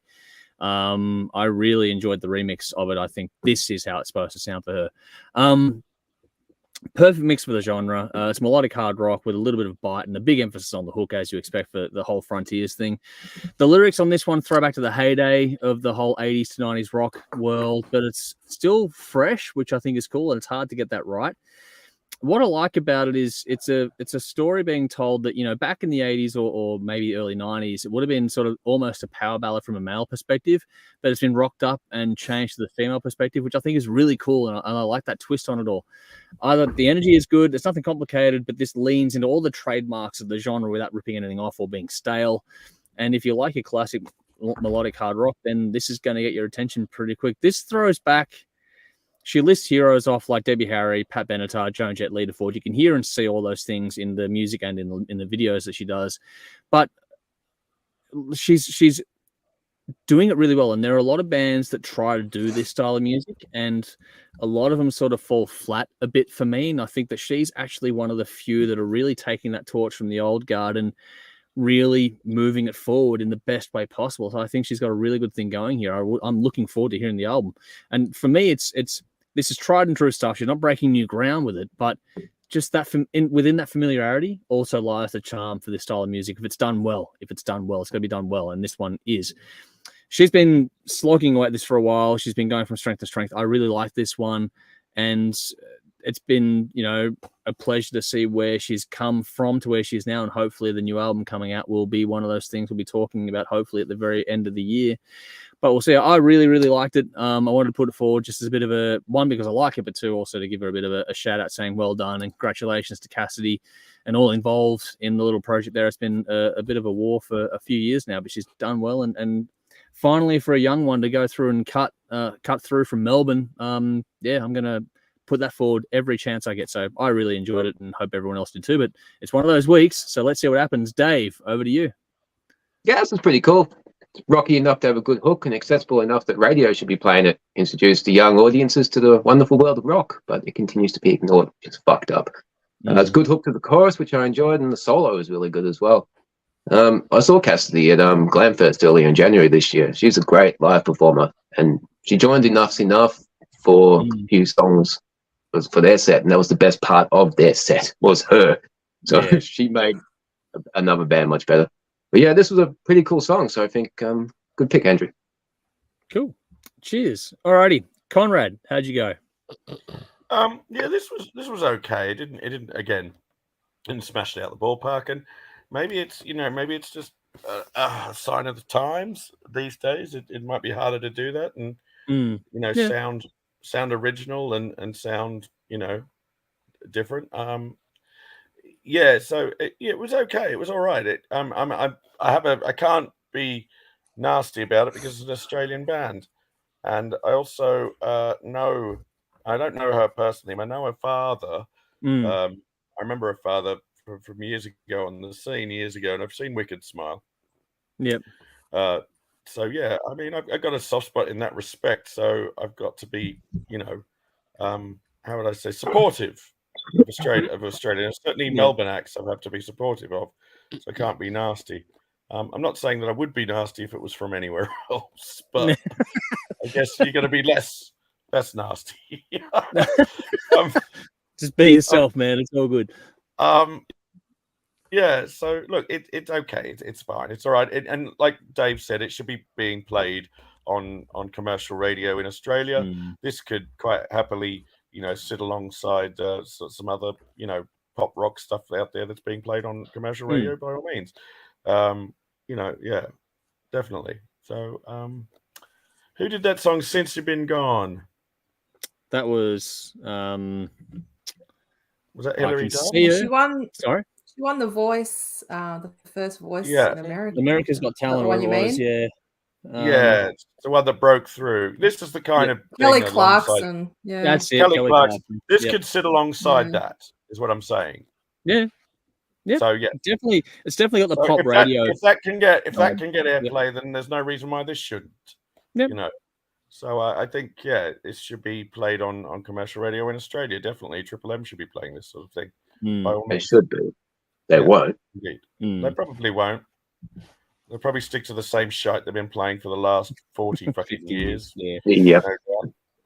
I guarantee I could rattle off 10 songs that I could 10, 20, maybe 30 songs of the last, and they'll be still playing those songs. Yeah. From what they were playing 40 years ago. Yeah. Indeed. All right. No, I'll shut my rant up. Yeah, it's okay. It's all right. I'll give this, 5 out of 10. Yep. Cool. All right. Okay. I'll take it. Yep. All righty. Belle, over to you. All right. So well done to Cassidy. She's just released a great track with a great video under a great label. That's pretty awesome. There's nothing to dislike about this song. It's got nice classic melodic rock feel. Sung really well, and her voice has a nice rich tone. I mentioned Susanna Hoffs earlier, but her voice and even this song and music makes me think it could have been a big Pat Benatar hit. Yeah, back in the 80s, easily. It's so good to see young Aussies embracing such fantastic era of music and bringing it in today. Hopefully, in the process, educating other Gen Zs that are into complete shite. We can only hope, right? Yeah, we can hope. Well, that is a mission. That is a mission, is to try and spread the word of rock. So fingers crossed. It's a worthy cause. Look, she's only just starting out, has a long career ahead of her. This is a fantastic start. I hope our own country gets behind her and our radio stations play this, because it is perfect for radio. So good for her. I wish her well with this song, album, and future. Cool. Alrighty. Jeff, one of your favorite labels has signed a Melbourne artist. How'd you go? Right. Well, look, I actually heard this song as I was scouring through Frontiers. I really dig it. And the truth be told, I almost picked it for myself. I kid you not. Wouldn't that have been funny? Cool. That would have been funny, yeah. Yeah. So, look, this song is it's screaming 80s, but with a modern twist. There's a real familiar sound heard here. It's commercial, but it's still hard rock enough to rip you a new one. And I think that's good. It's got an amazing chorus, more earworm candy stuff. And at 20 years old, this girl has got a huge future ahead of herself. And I think what I liked most about the song was how melodic and catchy it is. It really is melodic and catchy. It's just got that, vibe thing happening. And as I said before, there's a familiarity here with this song. And I can almost hear, you guys are going to fucking crucify for this, but I can almost hear in the way she sings, but not in the tonality, but just in the commerciality of it. Shania Twain. It's not country, okay? But there's a similar sound here coming in the chorus that really reminded me of a Shania song, and that's not a bad thing. Being compared to one of the most successful female recording artists of all time, can never be a bad thing. Now, I read someone say that they could hear Pat Benatar and Janet Gardner of Vixen. I got it. I could hear it as well. And that's more high praise. Let's hope that she catches fire and gets the attention of the bigger American audiences as well. Because let's face it, this is amazing stuff. But Australian radio won't fucking touch this. Not with a 20-foot pole. And that's a shame. But that says more about them than what it does about her. Yeah. Exactly. And so she deserves to be heard by the biggest audiences on the planet. To me, this was world class. So good on you, girl. I hope she goes far. I think what you're saying there, Jeff, is it shows how much Australian radio is out of touch. Yeah. Oh, out of touch. Is that commercial radio is so out of touch back there? It really is. I'm not saying it's any better here. I don't know if it's any better here in the UK or not, because I haven't really switched it on. It's way out of touch. Yeah. It is way out of touch. Yeah. Well, I'll put it to you this way. I don't think she's done a full, I don't know, I could be wrong, but I don't recall her doing a full nationwide Australian tour, but she's going back to the UK for a second time in a matter of weeks, I think it is. So very well. And she's playing up the road from me. She's playing at that Iron Maiden pub. She's playing the Ben the Ben and Crouches. The Cart and Horses.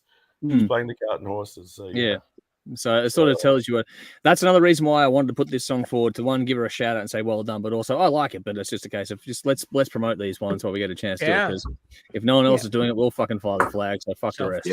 Two big thumbs up. Okay, 2 big thumbs up. Cheers. All right, cool. We have one more to go, which is the one we started last week and then didn't quite get through, so we gave it a week. But I do have the audience comments first here. So Darren said, yeah, she's great. Sounds like she listened to Lita Ford. Good stuff. Yeah, I got Lita Ford personally as well. Adrian says, total 80s remind me of the band Vixen, which is nice. Nicole says, no, this is what should be played on the radio. So we're getting a lot of that here too. Vinny says, Hot and Electric. Andrew, definitely movie soundtrack worthy. Nice. There we go there. Brendan, good to see you. Cassie will have a great future. She was so nice. Had heaps of time talking to my daughter about music when I took her to see Wicked Smile. That's fantastic. That to me is more important than shit. That is great. Thank you for sharing that one, Brendan. That I love hearing shit like that. That is awesome. Keep doing that sort of stuff and you will go a long way. Michael says, great rock voice. Yes, Ellie corrected us with Kelly Clarkson before. Andrew says, good melodic rock song. I could see her collaborating with Sophie Lloyd one day. Good luck to Cassidy. That's a good comment too, actually. Nice one. Vinny says, well said, Jeff. Australian radio is cast energetic to fledgling rock artists. That is true. And Rowan says Australian radio is not out of touch. Hotel California will always be bleeding edge. So are the Foo Fighters. All righty. We do have one more, though, so let's get on to it. We started last week, going to finish it this week. This is Conrad's choice. This is Life of Agony through and through. Link in the description, link in the comments. We started this one last week, like I was saying. We're going to finish it off here because we only had like one or two of us listen to it because it was a last-minute edition, but we are going to go through the rounds now. But Conrad, please again give us your spiel on what it is about this song that you love so much. You did it eloquently last week, but I'd like to hear it again. Yeah, look, I love this band. When I first saw this clip on Headbangers Ball, I think I came here in 93.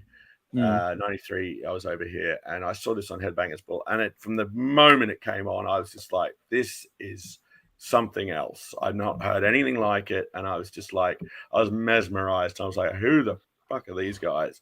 And I went to down the Ruskin Arms, which was my local metal bar here in London where I was living. It's where Maiden actually used to do a lot of their shows and where they kind of came out of that pub.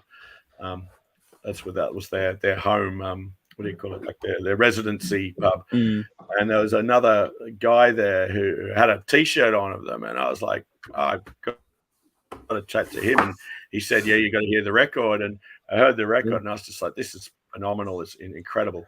And then I got a chance to see them supporting Prong. Oh, wow. Prong were on the Cleansing tour, and these guys were on River Runs Red, and it was what a killer show. It was just phenomenal. Just love his vocal. His vocal is phenomenal, and I just love the time changes. All the time changes throughout this record are fantastic. The way they speed up, slow down, and the way he uses his voice is unbelievable. Again, very dark record. Yeah. That really dark record, concept album, but my hell, it's grim. I love this band because, as I said, it's all true stories. This album is a true story. The whole record is a true story. Alan Robert, the bass player, writes all the lyrics, and the band have always written true stories in their lyrics, and the lyrics are phenomenal, incredible band. So just very unique. They don't sound like anybody else, and never have, and never will. Every album they've managed to change on every record, sound like themselves, but also change on every record too. And that's a hard thing to do. It's a really hard thing to do. So, but the first three records are absolute. You can hear the changes on each three records. The last record too, they've gone back to the storyline for this. They've kind of gone back and revisited this storyline. Again, it's kind of giving closure on what happened after this. Oh, wow. Yeah, just kick ass. It's short, it's sweet. It's to the point. It's New York sound. I like the New York sound. New York has a very kind of distinctive sound to LA thrash. New York's got a kind of a vibe to it, and I quite like the New York sound. Just fucking, I don't know. There's just something about it. It just kicks. It's like when it came along, it didn't sound like anything else I'd ever heard before, and still to this day, I think it holds up. This is from '93. This song. Yeah. So, I mean, this is 30 years old now, and it still stands up. It sounds like it came out yesterday. It's hard to do that. You know, if there's not many bands can put out an album and still sound just as fresh and brilliant 30 years later. Yeah. So, my rant over. Cool. Well, yeah, like you said, it is from '93. It's from the band's debut album, River Runs Red, which is where this all comes from. It's out of the archives. This is a deeper cut that Conrad hopes that everyone enjoys. But Dave, how'd you go? Life of Agony. That makes perfect sense to me. I only had to spend 4 minutes with this band and I was in fucking agony. And they get to live with themselves. No wonder it's Life in Agony. 1993, that makes perfect sense. That's when a lot of music was turning to shit. Fucking well. I'm not sure what to make of this song. It's really not sure what it wants to be. The sudden tempo changes are off-putting. Some bands can handle tempo changes really well. But this also changes style when it changes the tempo, which also changes the mood, which makes it really disjointed. Doesn't sound like anyone else. Brilliant. No, it's terrible. I don't know what fucking song I'm listening to. They don't sound like anyone else. It's part stoner rock, and the singer sounds like Michael Poulsen from Volbeat. And that mellow chorus bit almost sounds like Mike Muir from Suicidal Tendencies. There's also a bit of a Soundgarden vibe there, which isn't a good thing because even my brief time as a grunge fan, as a teenager, I never liked fucking Soundgarden. There was also a bit of a hip hop feel at times, but it's more towards the Vanilla Ice style than Eminem's. Oh, wow! It's different and it does not appeal to me. This is crap, Conrad, dude. This is brilliant. This is brilliant. I'm sorry you can't appreciate it, Dave. Open your ears. Open your ears. And I was in agony. Open your ears. Wow. This is definitely thumbs down. Wow. It's about coming in hot. All righty. I'm gonna go next on this one. This is dark and moody, which I think Conrad has set the tone for that. It's very dark and moody. I get a bit of an Alice in Chains vibe at the start. What? Yes, Dave, listen to it properly. At the very, very beginning, there's fucking Alice in Chains t-shirt on. No. Yes, Dave. It builds in with an Alice in Chains vibe. And when you dig into the story of the album, that really makes sense when you dig into the backstory of this whole thing. It's got a nice chunky riff. The tempo changes, I thought they were cool. I liked the tempo changes, Dave. I know they're not the organic or progressive ones you like. They're abrupt and they are jarring, but that was the point to me. I thought that was really well done. That those tempo changes made this song stand out in the right way for me. Great vocals too. I think the shift between the main and the backing vocal was a good little execution point on this one too. A very subtle thing, but it was well done. And I thought the lyrics on this were really damn well done. Open to some interpretation, which all songs should be, but also direct enough to get the point across as well. It was very, very sharp, very well executed. I mentioned Alice in Chains before. Dave mentioned Volbeat. I get that. I also get a little bit of type of negative here and there in it. It's like those three bands got stuck in a blender, and this is what came out of it. And I enjoy all three of those bands, so I'm going to like what comes out of this. Yeah. There's undeniable groove. I would have liked to have maybe had the groove element go a bit longer, but the fact that it doesn't is what makes it stand out at the same time. So it's it's a win-win either way. But I thought the darkness was good in this one. It's blunt, but it works well for the style. It's memorable too. Like some good hooks in this, which sort of belie how dark this all actually gets when you dig into it as well. I'm curious about the rest of the album. I don't know much about this band. It's like metallic grunge in a lot of respects. It's very cool.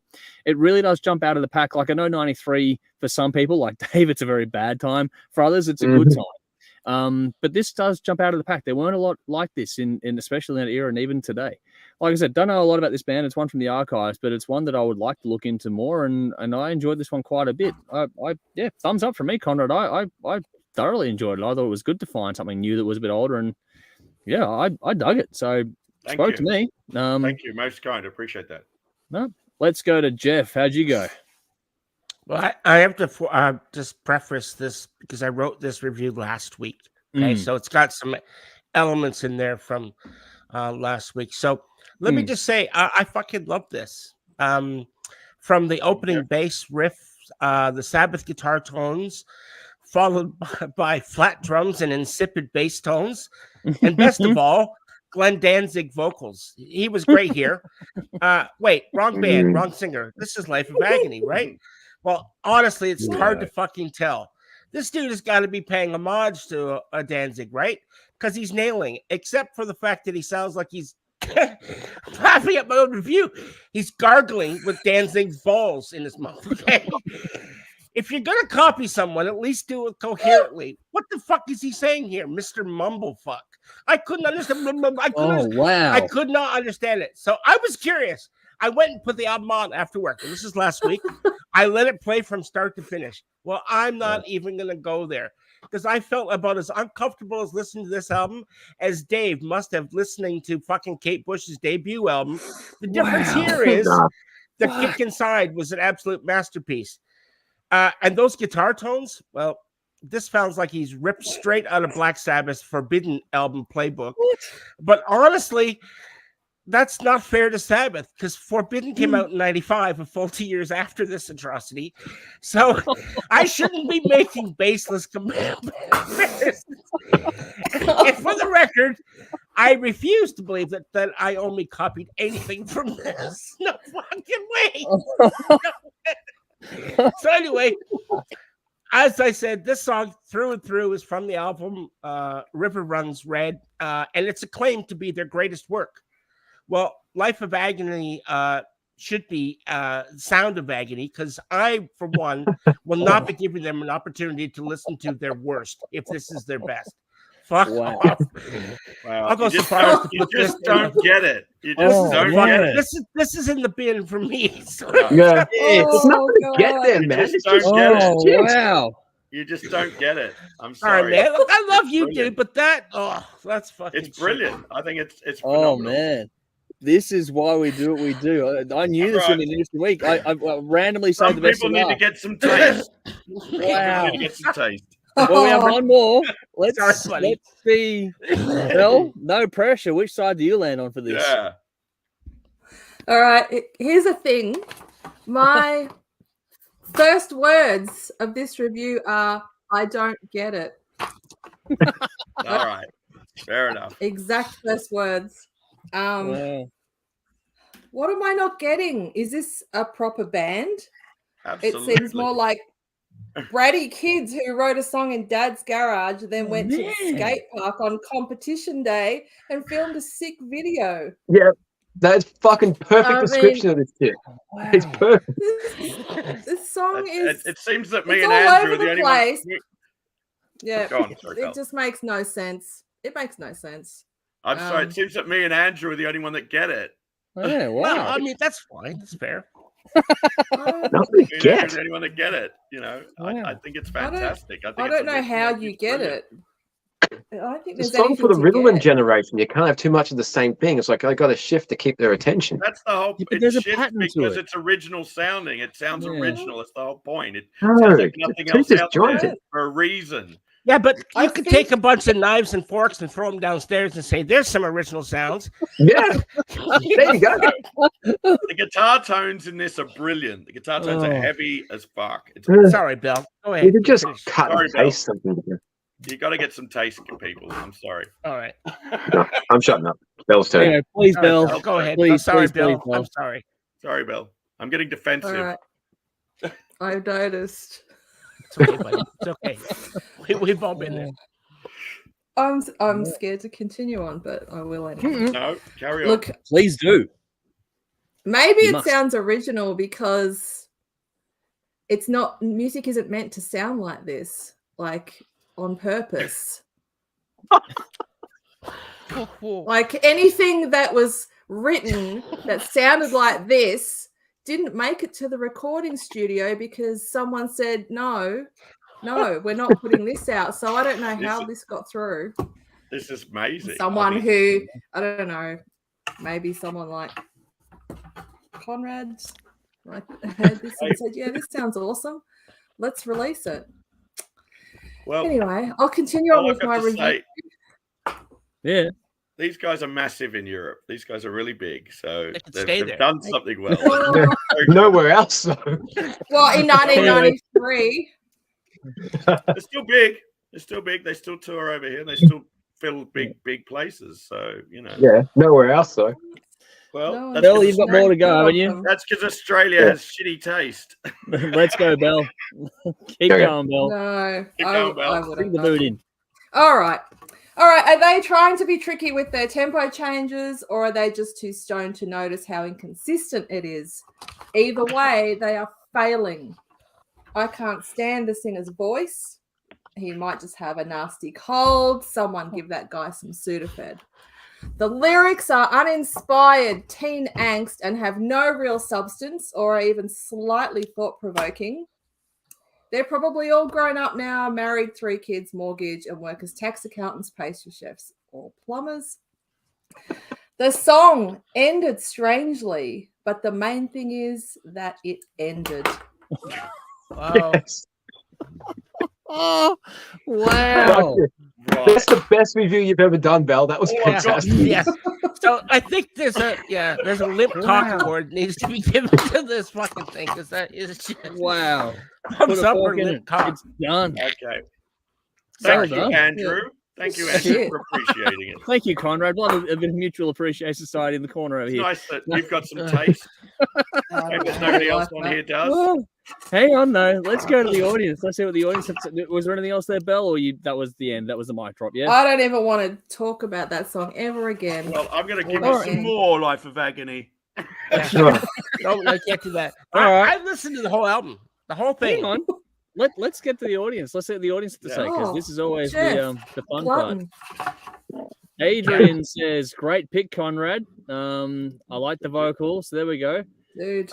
Nicole says 70s bass riffs with Danzig vocals. This is what here, and I kind of like it. So there we go. Vinny says, I like this, Conrad, but I'm not sure why. Kind of like prepubescent Pantera. But Darren said, this is why we hear things different. Too many time changes and disjointed. This is all it. Adrian has a great review. Andrew, okay, cool. So someone got my point of view on it. Vinny says, if Michael Bolton went metal, I expect him to sound like this. I don't know about that, Vinny. That's a bit. Didn't Michael Bolton was metal? Now it makes sense. Wow. That's what happened to him. He did. Yeah. He was early, yeah. That's right. Early in his career, he was metal. Yeah. Darren's going, I get it, Conrad. It sucks. Thank you, Bill. Awesome review. So there we go. Edge Crush says, was not into it then, certainly not into it now. This sucks. Michael says, wow, Conrad, you insulted the whole of Australia. Well done. While I don't hate your track, it does not rock my world, but might listen to an album with this. So there we go. And Sally says, wow, Life of Agony is testing to the sound. Hard pass. So we got some mixed feedback on this one. But this is the fun part. That's why, but this is why we do it, because it becomes one of those things where I love divisive ones because it gets fucking interesting really quick. Oh, yeah. We all get stuck into it. We all have fun with it. This is the best part, and the audience get to have their bit as well. Adrian says Bolton co-wrote Forever with Paul Stanley. That's true as well. So there are. That's a great song. Yeah, I do like that song. Yeah. All right. Well, we've done that one. Let's get into the games and have fun before we get out of here tonight. So we're going to throw over to another Who Am I? And this time around, Jeff has the con, so it's going to be Jeff's to go through this time around. We're going to do the same thing. We all get one guess and one guess only, and we'll timestamp things to see if the audience get there before any of us do as well. So the race is on. Let's see how we go. Jeff, without any further ado, who am I? It's over to you. Who am I? So listen, I'm going to preface this by saying I was hard before. I'm going to be fucking hard again. All right. So put your thinking caps on. Who am I? I was born on July 12th, 1950 in Brooklyn, New York. And that opens it up to about fucking 10 million people right there. Yeah. Well. Yeah. I don't expect anybody to get first bid. If you did, I'll tell you what, I'm done. I started playing drums during high school and found myself playing in a lot of cover bands. Throughout the mid-60s, right up until the late 70s, I went from band to band, mostly playing covers. I just couldn't make it as a musician on what I was doing, making $7 to $10 a night playing in these bands. And in 1979, I seriously considered quitting music altogether and getting a respectable job. Hang on, was that 1979? Hang on, did you say 1979 he considered quitting? Yep, that's right. 1979, he considered quitting music and just getting a real respectable job. Yep. Okay. That's ruled out somebody I thought of. Anyway, okay. All right. A former band member, friend of mine from one of the bands I used to be in, told me that there was an opening up for a position for a new drummer for a band, and I should apply. So I recorded one of their songs with me singing, and I sent in my audition tape. I was contacted by the band and asked to come down and to audition. I smashed it. I knocked it out of the park. I knew I had it. I could just tell. The guys in the band really liked that I asked for their autographs after the audition, and they said it to me that I was a genuine person and a real music fan. They also liked the fact that I was unknown in the music scene, as it meant that I would fit better into their band as a drummer than someone from a well-known band. Ooh. Oh, this is I would go on to record 6 studio albums from 1981 until my last in 1989. And many people consider that first album the worst album that we ever did. And I even heard someone say that it was on one of the worst album lists of all time. I know who this is. I'm going to have a crack. Derek Carr. Kaboom! You got it, my friend. Eric Carr. It is. I didn't think he was that old. Yeah. Wow. There you go. There you go. Good job. Very good job. That was good. Cheers. Nice one. And drummers aren't my strong point, but I knew that one. Yeah. Well done.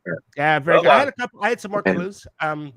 Yep. I would have. So, okay. So he was bummed out, obviously, because he really took it hard that people didn't like that first album. The first album was The Elder, music from The Elder. Mm-hmm. Yeah. And and it has been on some of the worst album lists of all time. Deservedly so.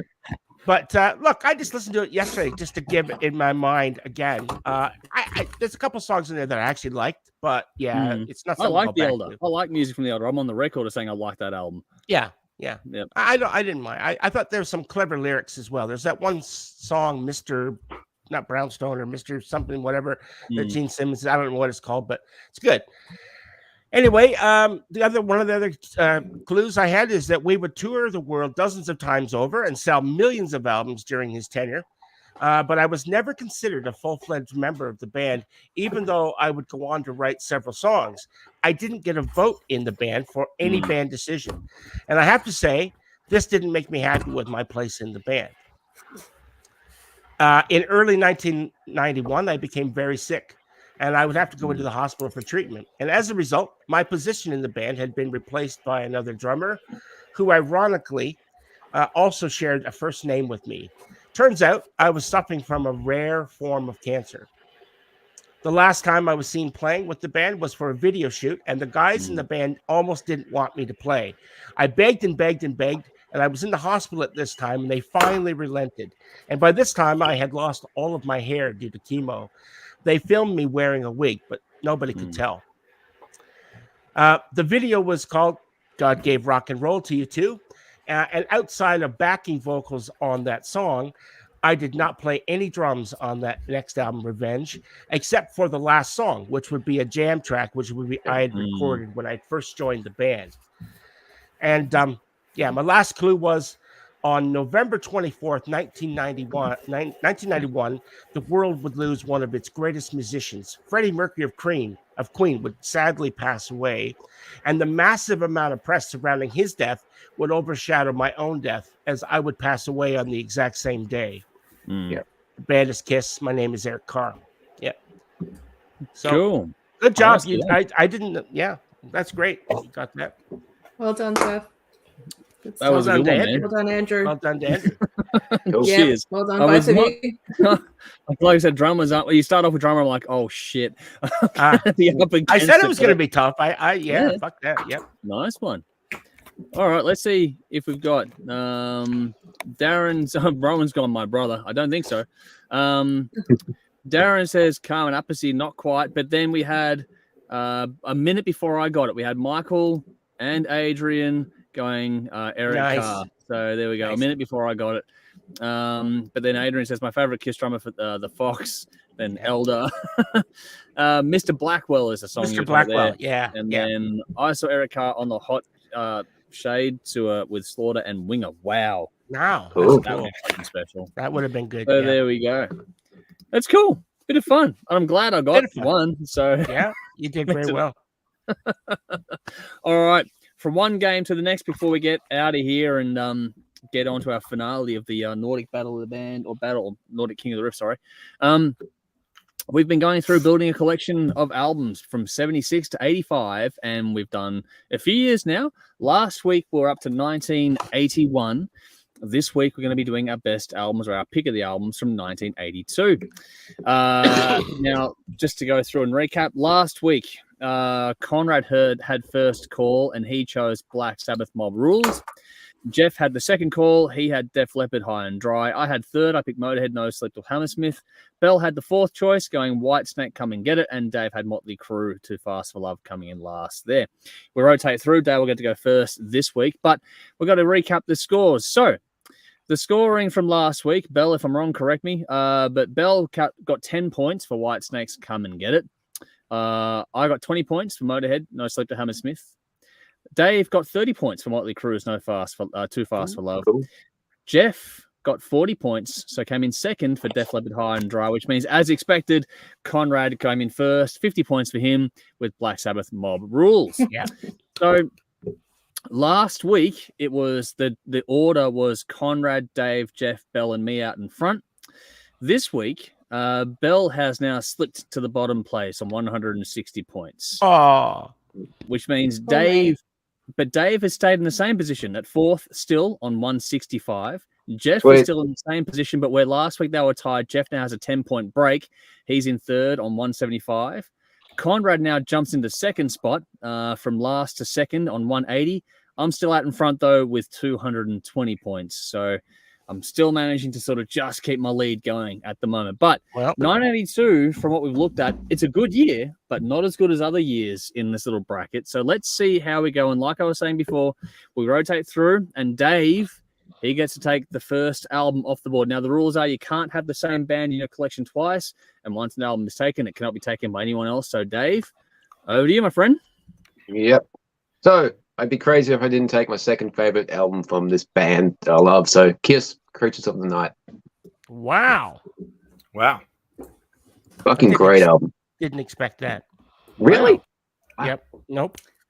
I'm just double He checking. alluded to it earlier in the game. Oh, Yeah. When I picked the Ace Frehley solo album, I said there was an album I wanted to pick coming up. Yeah, wow. If you know me, I love Creatures. Revenge is their best album. Creatures is number 2. Wow. So Kiss, Creatures of the Night for Dave. All right. Yeah.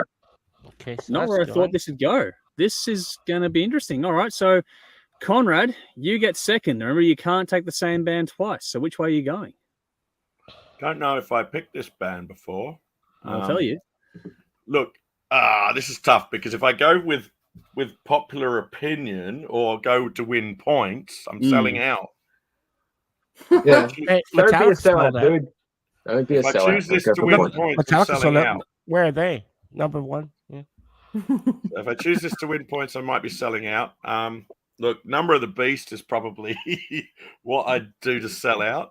Yep. But I'm going to pick something in this list that people don't know, and that is Diamond Dreamer by Picture, a band called Picture. Diamond Dreamer, 1982. Great record. No fucking. You're going, who the fuck? I'm going to have to Google Yeah. that. Who the fuck? I'm gonna go, who the fuck is that? Diamond Dreamer by Is Picture. Diamond Dreamer the band or the album? The band is Picture. Yep. Okay. That is And the Picture. album is Diamond Dreamer. The album is Diamond Dreamer. I'm It writing has that one of down. the best I'll listen to that. Nice. It has one of Check the it out. coolest album covers you've ever seen as well. It's a really cool album cover. But no, great record as well. Kind of got a bit of a Dio sort of vocal to it, slight Dio vocal to it.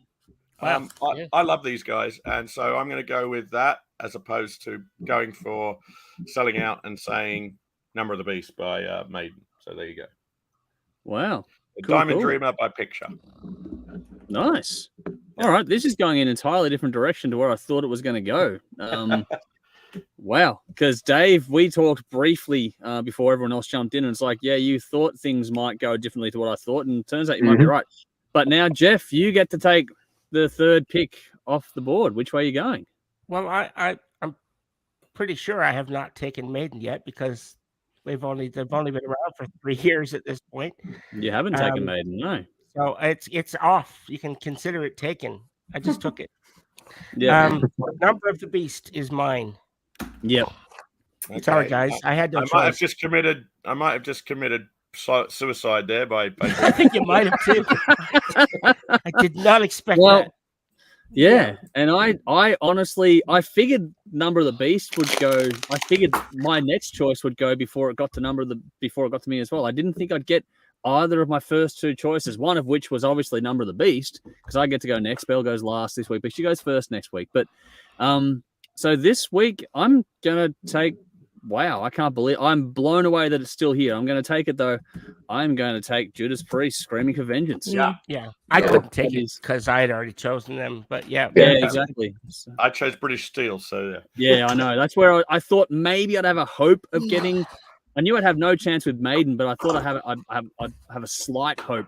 I thought I'm going third. There's no way I'm getting Maiden. I know, right? I didn't think I'd get either of those. My first two choices were Maiden and Priest. I didn't think I'd get either of them, but I got one. But Belle, there's still some good ones out some there. good albums, yeah. Yeah. So which way are you going? There's a classic album on here too. Yeah, I don't know if you're gonna. There's some different choices you can make here too. It's gonna be interesting. I know. There are some good ones. Oh, okay. No, just take it. You know. I know. No, but there's three. There's three that I like. And Well, walk us through it. What are the three you like? And now no one's picking now, so you can. What it's do up to you? You're not spoiling anything now. Yeah. Okay. We'll just heckle you to choose the right one. I'm not listening to a word you say, Conrad. Oh! You're taking another mic drop too. Here we go. Your opinion in music has been sorry for having some taste. Oh. I don't know. Look, I think I might just pick. I'll just pick Alice Cooper. Okay. Zipper Catcher's Skin. Nice. Because I know choice. I know it the best, and I don't have him yet, and you can't go wrong with Alice. No, good one. No, definitely not. Ooh. That's a different list. That is a list. I didn't think we'd go this way. Go on, Jeff. You're going to say something? No. Yeah. I was going to say my third choice. The way I was seriously leaning was I was going to go with Toto 4. That was what my third choice was, sort of leaning. It's a good one. I was because I thought that I was going to go Scorpions Blackout. That's a great album, and I thought that's what I was going to get.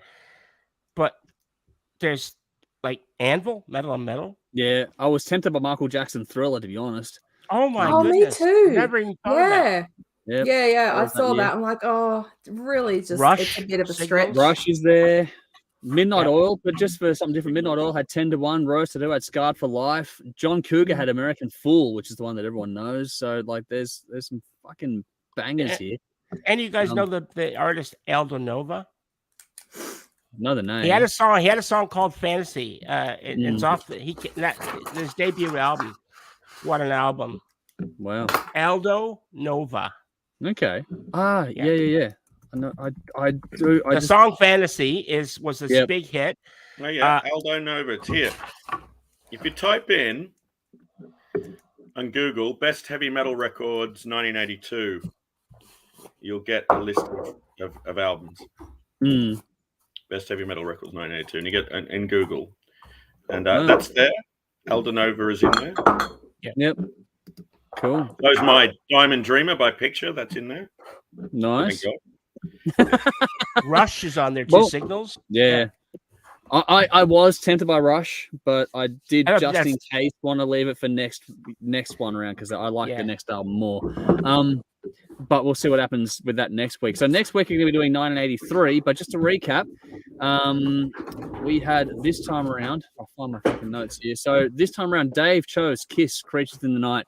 Conrad chose Picture, Diamond Dreamer. Jeff got Iron Maiden, Number the Beast. I went to Judas Priest, Scream for Vengeance, and Bell has gone Alice Cooper, Zipper Catcher's Skin. So that is a very different list. We're going to have a lot of fun with that. Yes, over the next little bit with the next polling. So we'll get our polling done and we'll do the usual stuff that everyone does. But yeah, we'll see how this one goes. That's going to be a very interesting little battle, that one. Alrighty, let's go to the audience. Rowan said my brother's birthday is July 12th. So just for a moment, I could shit Jeff has picked my brother. So fair enough. What do we got here? Andrew is number one. Well, I don't know. I'll try. Darren says, cheers, guys. Great show. I'll watch the rest another day. Have a great weekend. Likewise to you, man. I know you always got to go early. So and you always do comment. I know you'll watch this one later on. I do appreciate you commenting whenever you do watch and give us your thoughts as you go through as well. Really do appreciate the feedback you give us when you watch later. Adrian's going, yes, Dave. We're getting there. And we're getting some back and forth there. Now, Adrian says, Eric Carr drums, Creatures of the Night, Thunderous. Yeah. So there we go. So we're getting some love for Dave's choice there. But Adrian says, Diamond Dreamer, never heard of them. Michael says, Conrad, surprised you picked that and know it. I do too. Well picked, but not my favorite for 82. So there we go. So there is some love for it, but there we go. Okay. Michael says, Speak of the Devil for Ozzy with Brad Gillis on guitar. Absolutely rates a mention. Yeah, that's a cool album. That is a good album. It is a good album. Michael says, Belle, you did not pick Whitesnake, Saints and Sinners. Well, she couldn't because she chose Whitesnake before, so you couldn't do Whitesnake again. That was on my list. Adrian says, Eddie Van Halen solo on Best. Yes. I think he means solo on Thriller. Thriller, yeah. That was, Thriller record. Beat it. That was a good one. Michael said Gary Moore, Corridors of Power was a big one that year on my turntable. That was a very good one too. Yes, it is. Adrian says Life's Just a Fantasy, Elder Nova, which is cool there. Michael says Black Sabbath Live Evil, even though they screwed the mix and master. That was another one that was thinking about too. That's what Eddie Van Halen saw and beat it. Amazing. There we go. But then Nicole says Iron Maiden all the way for me. So it's going to be interesting. This is going to be a little mini battle because we've always had this fun over the years, Dave and I in particular, the Priest versus Maiden thing. That was a running thing. It's going to be one of those weeks where it's going to be a bit of Priest versus Maiden, but we never know. This is Speaking of Maiden, did I tell you I got my tickets? Yes, I did. I got tickets. I'm going to see them. Yeah. You'll enjoy the show. It's an amazing show. I got to see it only a few months ago. It is awesome. And Judas Priest released a cracking new song too, so it's a. They did. That was cool. So. Yeah, that song is wicked. I'm surprised no one took it in the song of the week. I actually don't mind that we didn't go the obvious choice, if that makes sense. I don't mind that. It's a good way to go. Things differently. All right, so we are nearly at the end of proceedings here. Jeez, now I can get the comments come off the screen. All right, cool. Yeah, Nicole got her tickets too, which is nice. It is on the list of things for me to get when I get a chance to as well. There's a couple things I gotta take care of first. If I come back to Australia by then, I'll try and get tickets for that. we'll keep September, so September next year, I know. Next year, 24. That's definitely on the to-do list. I want to do that, but there's also a few other bits and pieces I want to get to as well. Incubus are coming next year as well, so Jodie and I want to go on to that one. She's never seen them live, so I want to make sure she gets to see them live. You'll enjoy it. This show is a great show. It's a killer show. So you'll love it.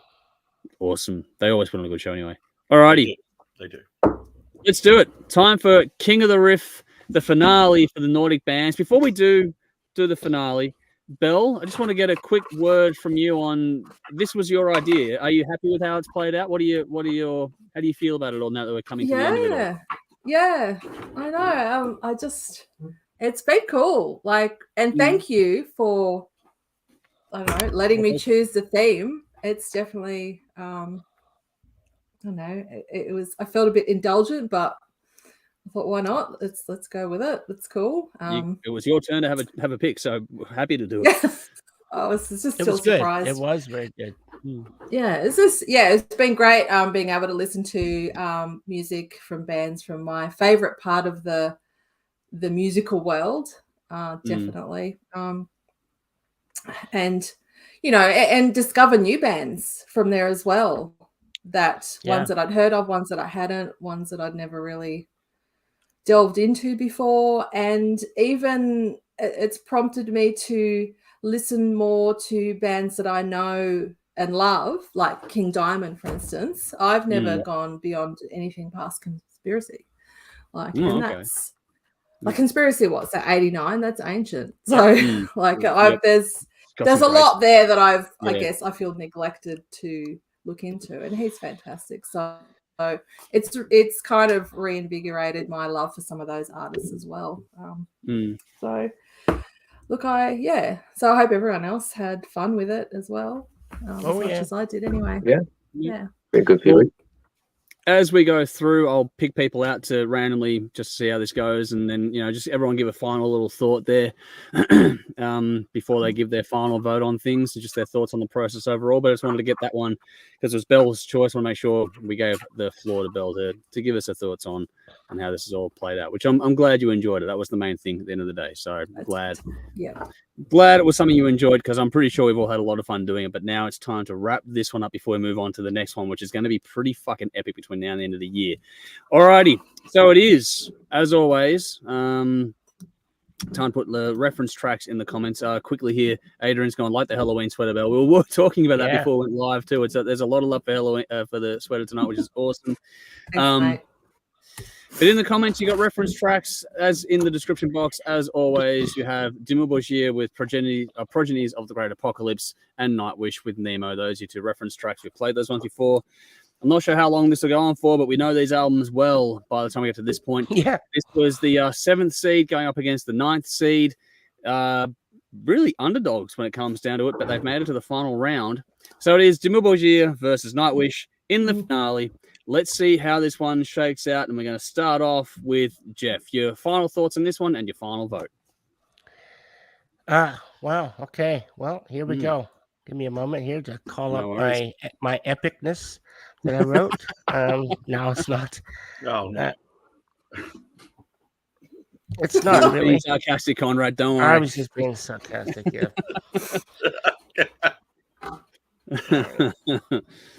Sorry. No, don't be sorry. Just give me a moment. That's all right. No, it's one of those things where while Jeff does that, just give me a yell when you're ready. But it's one of those things where we are at a point now where we know these albums inside out, and that's right. I think that's the cool thing about it. But yes, Jeff, you're ready to go. I am. Well, I will be. There we go. Yeah. I thought it was, and then it wasn't. Yeah, and, I thought you were. No, yeah. I thought it was too. All right. Champagne television. Here we go. There we go. All right. Sorry, I should have been more prepared. All right. All good. Dimmu Borgir, Death Cult Armageddon versus Nightwish once. Okay, here we are again. Who could have imagined that after 9 rounds, we'd finally be here? 2 epic albums fated to duel one last time to determine once and for all which album deserves to be the Nordic King of the Riff champion. So who will win? As I write this, I'm torn. I love both albums. And so much has already been said about both albums. And the question is how to pay each album its due without going over old ground. And I don't really think it's possible. Invariably, things will be said that we've all heard before. And because of this, I'm going to try to discuss why I think one album deserves to win over the other. Both are amazing releases, but I am convinced that one of them edges out the other in pure panache ever so slightly. Allow me to explain. On one hand, you have Nightwish, a symphonic metal pioneer, a band that has consistently since day one released album after album of symphonic metal bliss. Each album has been arguably better than the last, and to that end, some has went so far to say is that once it is actually their peak. Now, while I can understand where that argument comes from, I, for one, don't think that it's true. They have released some absolute dead set bangers since once, and with 2 vocalist changes, no less, seemingly against all odds, and an actual impossibility. But somehow they've done it, and that illustrates just how good this band is.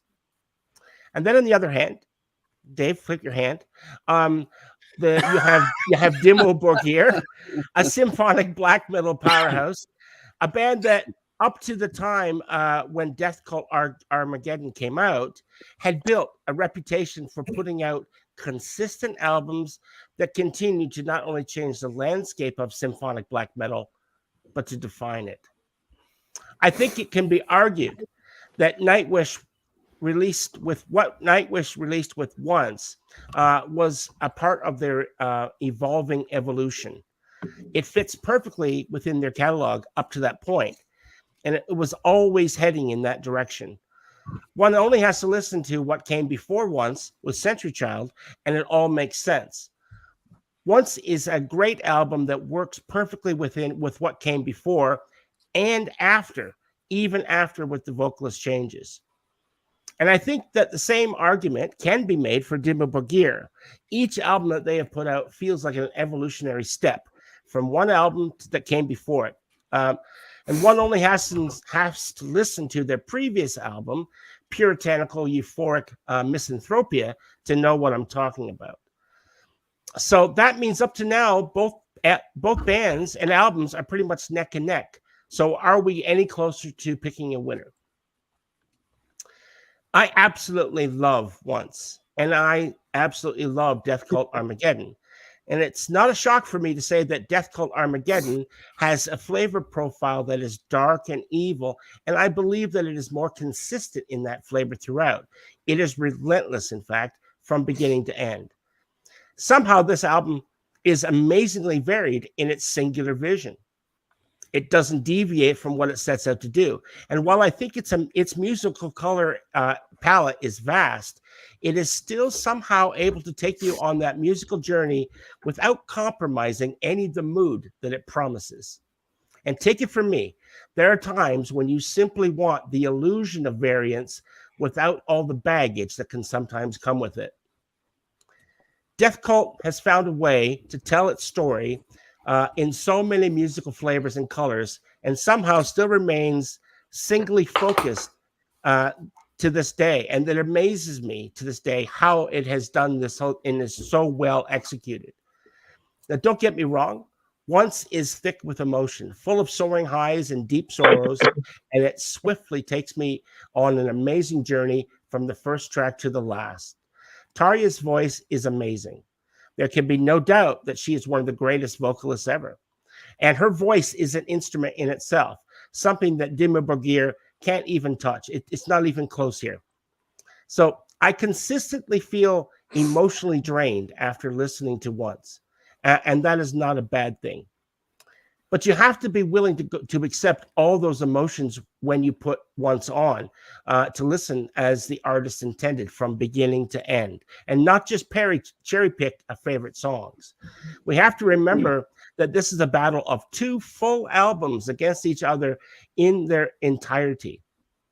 And I feel that Once is perfectly consistent with offering me plenty of those emotions with each song. It's a wild ride, and it's the full gamut, in fact. And I feel that it does so, however, at the cost of not being totally focused as Death Cult Armageddon is. And so there's no question that Death Cult Armageddon is not as diverse as Once is. But what it does offer is a more focused album that doesn't let up from its primary mission statement, from first song to last. In short, it simply outmetals Nightwish Once. I really wish I didn't have to make this decision.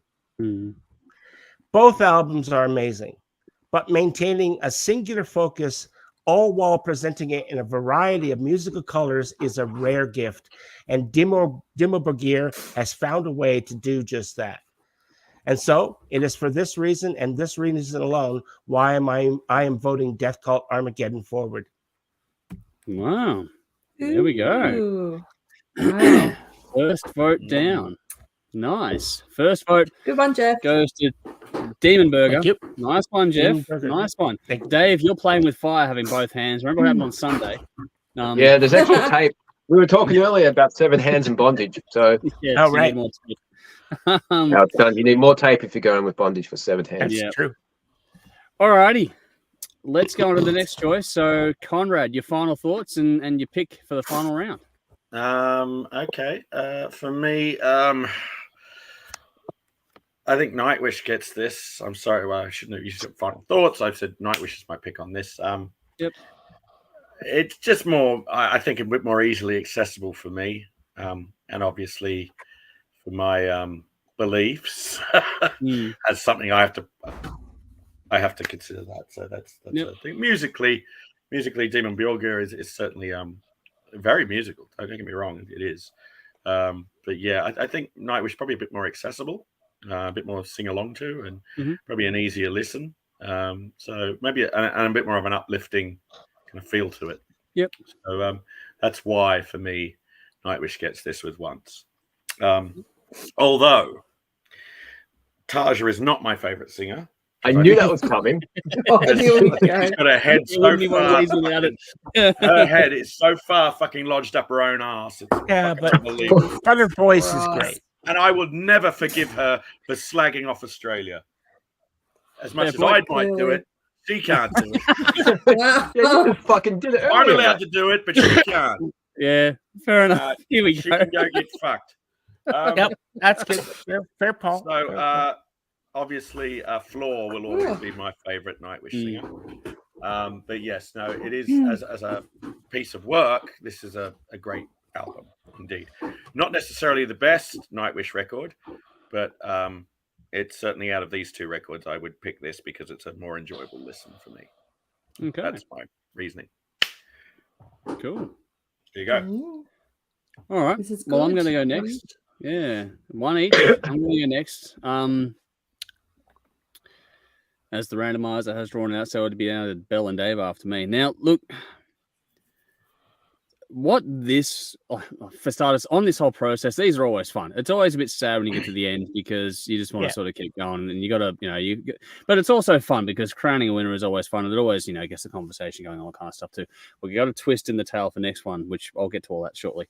But this has been an interesting experience. It's always great to find albums you haven't listened to before, or have paid attention to in this way, because what happens when you listen to albums back to back, side to side kind of thing, you do listen to things differently as well. So it's the context of how you listen to these albums is always a good little learning experience, and it tests the albums to make sure they hold up the way you want them to or think they will, especially when it comes to challenging your preferred or favorite bands, if that makes sense. I like when you get a band that you love. Like, I was the Kiss of Death early on for this, in so many rounds, everything I picked fucking lost. It was just absolutely hysterical. There are artists like King Diamond that I love to bits, and both the both versions that I said, King Diamond and Diamond Head. Merciful Fate. Merciful Fate, sorry. Merciful Fate, yeah. Merciful Fate, yeah. But yeah, no, both of those were fucking great for me, and then they got both knocked out fucking virtually clean sweep apart from me. So it's just, but the whole thing about it is that, like I was saying, listening to these albums in this manner is a good challenge because it tests you. Like Dave and I will also test, like we do the weekly things where we go through and do a discography selection. We go album by album through a band's studio discography. Listening in that context is different too than waiting 5 years for an album, then it comes out and you get that emotional ride. Then you get to go back and dissect it. This is different because you're putting, apples and oranges and seeing which one comes out on top. It's always very different. This one had some of the most diverse and bizarre battles we've had yet. Like, just nothing made sense with this one, but it was a lot of fun, and it's good to get those ones because you don't want the status quo, you don't want the same thing over and over again. And then I thought it was a good, different, diverse, and interesting little battle to go through. So I enjoyed this one, and I want to thank Bell for putting forward the theme because I thought this was really cool, really entertaining, and I hope everyone else out there got a kick out of this one too, because I definitely enjoyed it. Now, on to the final round.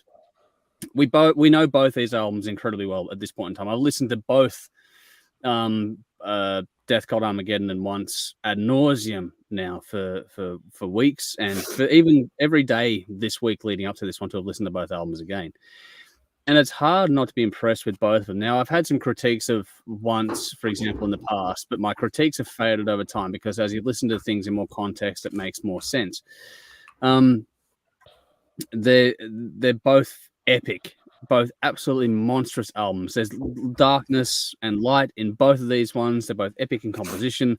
Performances are off the fucking wall. Like, production is great. Like, all those things are there. So when it comes to these ones, it's one, a matter of taste, but also it's a bit of a war of attrition, because I think when you get to this point in time, the one that's going to stand up best is the one you're going to still reach for first, as opposed to anything else, because that's what, if you've listened to it this many times in this time frame, and you still want to hear it again, that to me is the mark of a fantastic album that will keep you coming back for more. Versus one where you're happy to hear it, but it's like if you toss a coin and the coin lands a particular way, you'll know in that moment which way it lands. So if you chose Heads was the album you wanted and Tails was the album you didn't want, and you got Tails, you'd feel that feeling of not getting what you wanted kind of thing. So that whole thing, but you know what you want. It's a matter of just actually following through on it. I don't know if I'm making any sense there, but it's that whole thing where just knowing what you want, knowing what you're listening for, knowing what you want to reach for. If you had these two albums on the shelf, which one you're reaching for, that's what kind of decides it for me when it comes to this sort of context. We've done all the execution, all those things. We know how good these albums are. It's just a matter of which one you're going to reach for first. And for me, I'm reaching, believe it or not, for Nightwish once for mine.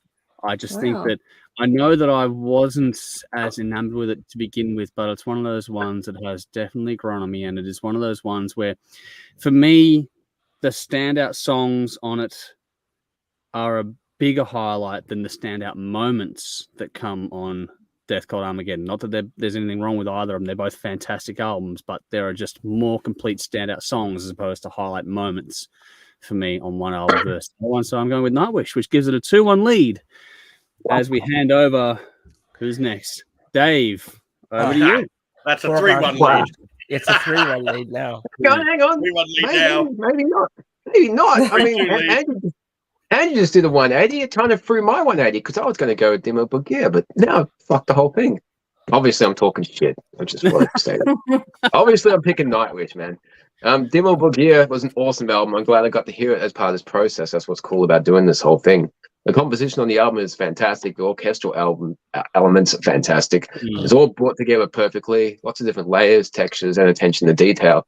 I do think the Nightwish album is a lot more diverse in tempos, themes, emotive weight, and composition. It's just a much more rounded and satisfying album, whereas Dimmu Borgir is a bit one-dimensional. Ultimately, it does come down to songs, diversity, lyrics, and lasting impact, and Nightwish gives me a lot more of that. Dimmu Borgir do have a fun gimmick. The whole satanic thing is fun to play around with, but ultimately it is bullshit, no matter how well it's done. Yeah. Once has a lot of life, humanity, passion, and honesty to it. I'll always prefer songwriters being open and observant to the world around them rather than hiding behind silly gimmick. I could list a million reasons why I love the Nightwish album, but I'm simply going to use the words of my daughter when she reviewed Mainskin. It makes me happy. Nightwish. Good job. There we go. Sweet. Well, it is a fait accompli, but Belle, we have to get your thoughts. Okay. Well, this matchup is perfect. Two symphonic metal albums, both very different, but now that they're matched, it's probably the closest match we've had for this entire series. It seems fitting in a way to end the series even. When I think about these two albums together, I see yin-yang symbol, once being the light, goodness, yet with some darkness. And Dimmu's album, mostly darkness, but with some beauty and light. And I'll leave the philosophy there. Now, I am not a long-time Nightwish fan like Dave is, and Jeff even, I think. Is that right, Jeff? Yeah, I'm a fan. So I'm really only a little ahead in discovering this band, as I am discovering Dimmu Borgir's music and how credible it is. So although I've played Nightwish's once to death by now, I wouldn't say it's influencing my decision by being an old favorite. So what does influence my decision? I decided to do a bit of a quality control checklist for each album because that's the kind of shit that I do. I won't show it to you, but it did cover off on the basics of music, song composition, lyrics, musicianship skill, plus factors that I personally enjoy when I listen to music. So vocal style and performance, heaviness, did it get me moving? Plus also factors that are specific to these bands, like the quality and enjoyment of the orchestral arrangements. But I discovered quickly that this exercise was flawed because I was just checking off yes, these guys are awesome at this, and yes, these guys are awesome at this too. So I kind of put that to the side. It did not help in any way as I thought it would. So terrible waste of time. Awesome. Yeah, pretty much. So I went back to the drawing board, and at this point it was about 6 o'clock this evening, and I was still writing these thoughts down and still undecided about which way I was going to vote. So if you said to me right now, Belle, put on one of these two albums, my mood would usually determine which album I would put on. But that said, both albums can alter my mood just by listening to them. I get so much enjoyment out of both the albums. I was even tempted just to toss a coin at one point, just to, to put the decision out of my hands, but that would be unfair to both bands, I think. So I ended up finding the one thing that gave one album the edge over the other, and that is diversity. I love Dimmu Borgir's album. I think their music is beautifully brutal, and I love how it blows my head off every time I listen to it. And yes, there's diversity in the songs on their album. I would get really bored of it if there wasn't. And yes, I generally have a preference for heavy, like very heavy music over just heavy music. But the diversity that you experience in once is nothing short of incredible. Okay, so corny alert. Thomas Holopainen was born to do great things. He's not only a brilliant songwriter, talented songwriter. I've written Go Bell. This was like half an hour before we went live. And gifted lyricist and poet. He clearly has a beautiful soul. I don't think it would be possible to create that music if you were a jerk. Of course, credit goes to Taya and the rest of the band, but Thomas is the nucleus. No. Tasha does not get any credit. She gets more credit than what you give her, I think, just because she was stupid. And I agree. She is good. Yeah. Look, he's the core from which all else grows out of. What the fuck happened to the rest of my notes? Anyway, whatever. Nightwish for the win. Yeah, I don't know.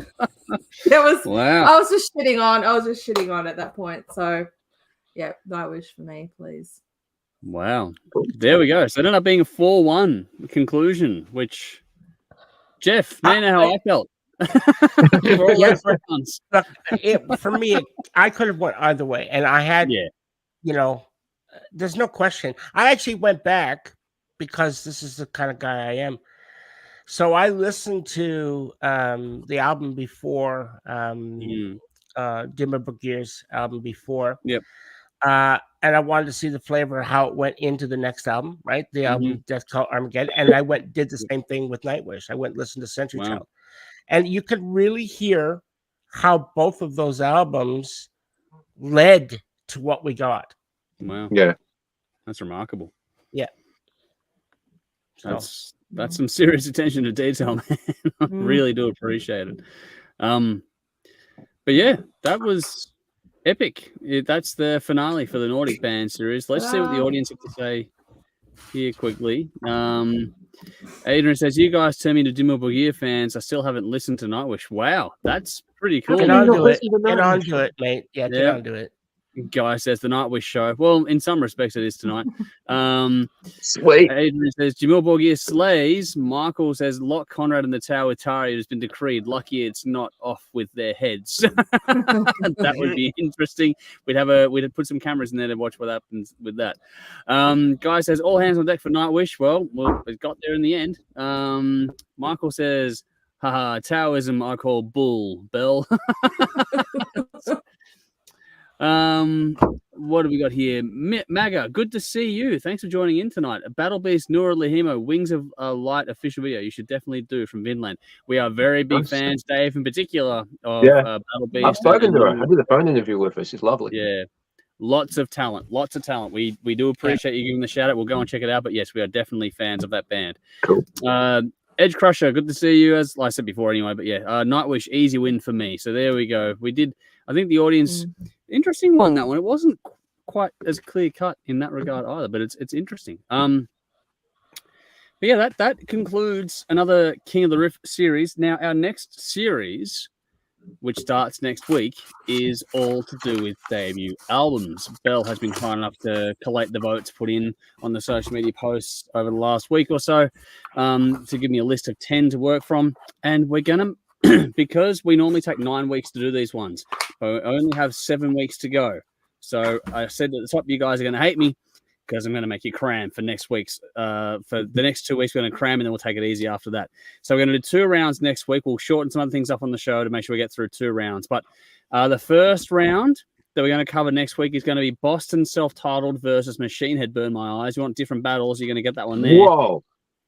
And then the other battle. Fucking different. I know. And then the other battle is going to be Motley Crue Too Fast for Love going up against Dio Holy Diver.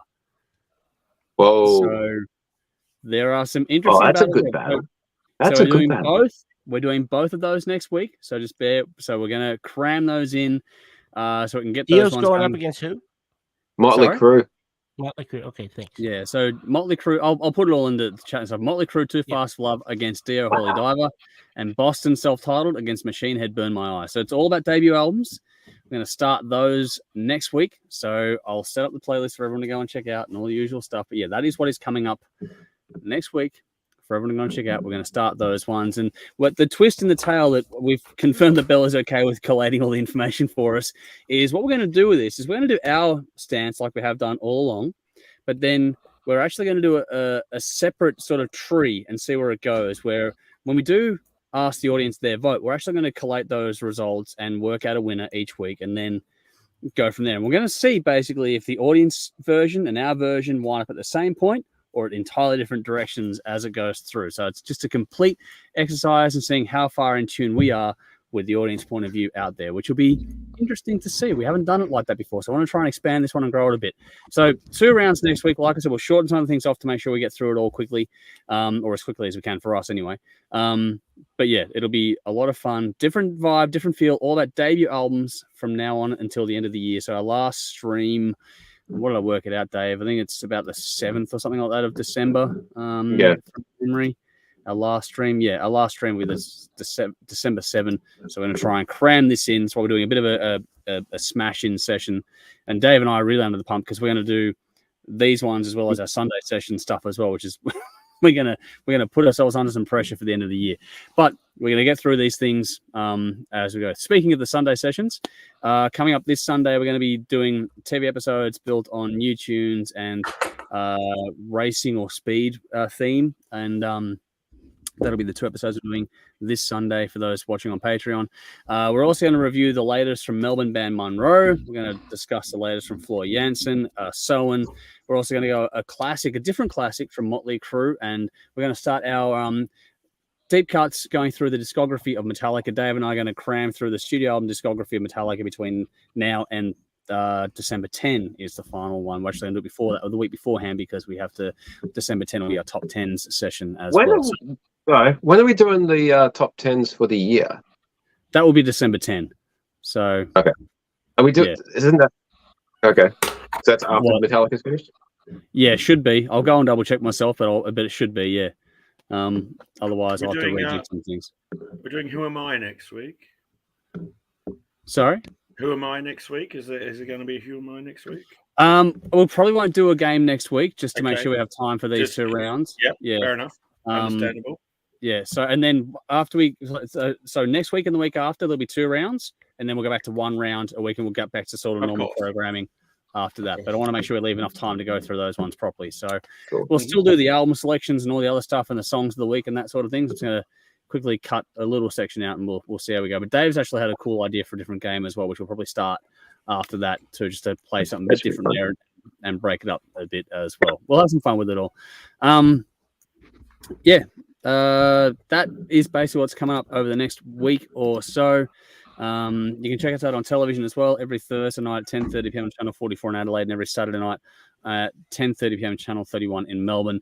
Except for Halloween is 28th of October for us this year. We're going to be starting a half hour later, it looks like, that night, because the Antenna Awards have been broadcast that night on Channel 31. So that's fair enough. We'll just be a half hour later, and we'll see what happens on that one too. But we are still doing our 2-hour presentation that week, and the marathon following, which will be starting later, depending on the end time for the Antenna Awards.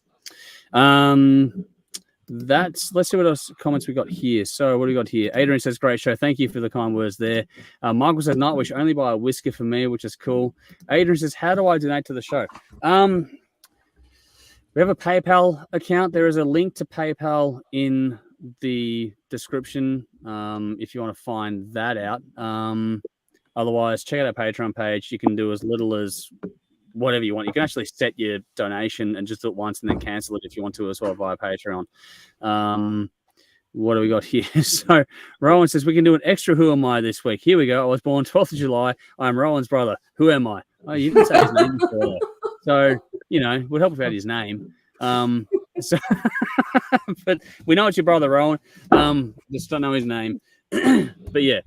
But so that's how, if you wanted to donate to the show, Adrian, that would be how you would do it. Would be either check out the Patreon page or there's a PayPal link if you wanted to go that path. That's all. We haven't got any other things set up at the moment. I am working on other stuff. There's tip jar and that out there. I'm working on some things. So I'm trying to get through that stuff as best I can. It's a matter of just balancing out workload for this, workload for their job, and just trying to find the extra time to do the other stuff, which is why the whole Patreon side and all the other stuff that we do is important, because that's what helps that balance kick out. But I won't waffle too long on that. We've covered off next week. Make sure you like, follow, subscribe. All the details for us are in the description box. Please do check them out. And like I was saying before, Patreon and PayPal there as well. If you feel so inclined to be generous and help us out, we'd be greatly appreciated. It helps us do more behind the scenes. Like I was saying before at the top of the episode, I want to go back to doing weekly interviews, more than one if I can. We have so many opportunities. Dave and I both know how many opportunities come through for the internationals, let alone talking to the homegrown bands, that I really want to talk to those ones again every week like we used to. Want to do things like we've got over a decade of archive stuff that some of it's just absolutely hilarious. It hasn't seen a lot of day. Stuff from way back when it was just Shane and I, all the way through to people we've got today. And Dave and I have had some ripping times over the years. There's full episodes to release. There's some specials out there we want to get done. So I just need any help you can give us is what allows us the time to do those things, because it's literally just about buying the hours for us to do it. So that's if you feel that way inclined. Otherwise, just find us, follow, like, subscribe, give us a share. Anything like that helps as well. Just get us out there in the feeds. That'd be greatly appreciated too. But now we're going to wrap things up by moving over to the bin, and let's see how this one goes. Let's start with Conrad. What are you putting in the bin this week? Fuck. Do you want me to go around and come back to you? Go around, come back to me. All right, just before Jeff, we what are do you that, putting in the bin? just before we do that, I wanted Sorry. to say to you, Andrew, I'm going to see tomorrow. I'm off to that War of the Worlds interactive. Oh, nice. I'm going to see that tomorrow, where Awesome. you have like virtual reality headsets on, and you walk through it, and there's actors that come out and you interact with, and I think you sit in like carriages as well with those going on. There's different stages of it. Yeah, there's different parts of it that you walk through. The whole thing I think goes about an hour and a half. It's quite a long experience, but so I'm doing that tomorrow, which I'm really looking forward to, with a lady friend of mine from Belfast. She's over for the weekend. Nice. So cool. I'm really looking forward to that. So I'll let you know how that. Please do. And if you want to film something or give us your thoughts, then please do, man. I'd be happy to have it. So but I'll come back to the bin now. All good. All righty. No, I'm looking forward to hearing what you think about that. But Jeff, bin from you, my friend. Yeah, I already said that whole fucking band, Life of Agony, can go jump get in there. I listened to the whole fucking taste. I listened to that whole discography, man. It is fucking rank. It's fucking rank. Get some taste. Wow. Sorry, Conrad. Bang. No, well done. But they're in there for me. Wow, nicely done. Okay. All right, Great, Ben. Bill, follow that up. I can't. Nothing is more worthy of the bin than that band. Fuck off. There's a pile on now. Right, the gloves are off for you two next time. No grudges, no All's grudges. fair. All's fair and love and more, Conrad. Yes. All right. Look, my bin is really short and stupid, but it annoys me when you open an app and then this update thing comes up and it forces you to update before you can use the app. Oh God, that shits me to tears. I fucking hate it. It's irritating, and most of them, they don't even sort of say update next time or let you bypass, because you just want to go in and do whatever you're doing at the time you want to do it, and you don't want to like, updates are pretty quick, whatever, but it's just irritating. Anyway, that happened to me today. I didn't have a bin otherwise. That happened. I thought, that works. That's going in the bin if nothing else terrible happens. So fortunately, nothing else terrible happened. But Cool. Shit. Nice. Like I said, I've said plenty of times, the pettier the better. That's the point of it. Speaking of, Dave, what have you got? The pettier the better, Dave. Right. I got a few. First one's kind of serious. It's AI again for taking over jobs. It's on behalf of my daughter, actually. She was telling me that a lot of kids in her year level, grade 6, are actually quite concerned about it taking over jobs that they might like to have in the future. Which is kind of shit. Our jobs. Yeah, but it's kind of shit when you got less options, even when you're like 12 years old in grade 6 and you're thinking that, what thing I'd like to do is not going to be there. Yeah, only being like, this is the end of Jade's primary school, and 8 years ago when we were checking out primary schools, the principal was saying that the jobs our kids have when they grow up aren't even around yet. Yeah. Jade's been in school for 7 years. There's 5 more years for this wonderful new world of jobs to come along. I don't see any difference. I just see a lot less rather than a lot more. So AI can get in the fucking bin, along with a lot of technology. A less serious one, autocorrect. Well, I was writing a shopping list on my phone. I typed in pork mince. It autocorrected it to porn mince. I don't know what the fuck that is. What if My autocorrect on my phone? What is it inserting you on your phone to make that the default? Like, Yeah. I don't know why I corrected pork to porn of all things. Julia. You type porn in so often that it just happened to go to that. But pork is more. It was just very strange. And thirdly, Life of Agony can get in the fucking. Yay!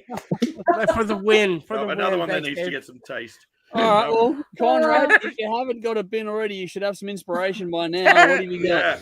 All right. Well, I will say those that don't. Conrad, if you don't bin Life of Agony, I'll be disappointed. Those that don't like Life of Agony can get in the bin. Yeah, there we go. There we go. Don't like Life of Agony should get some taste. Get in the bin. My 2 this week are estate agents, British estate agents. I fucking hate you.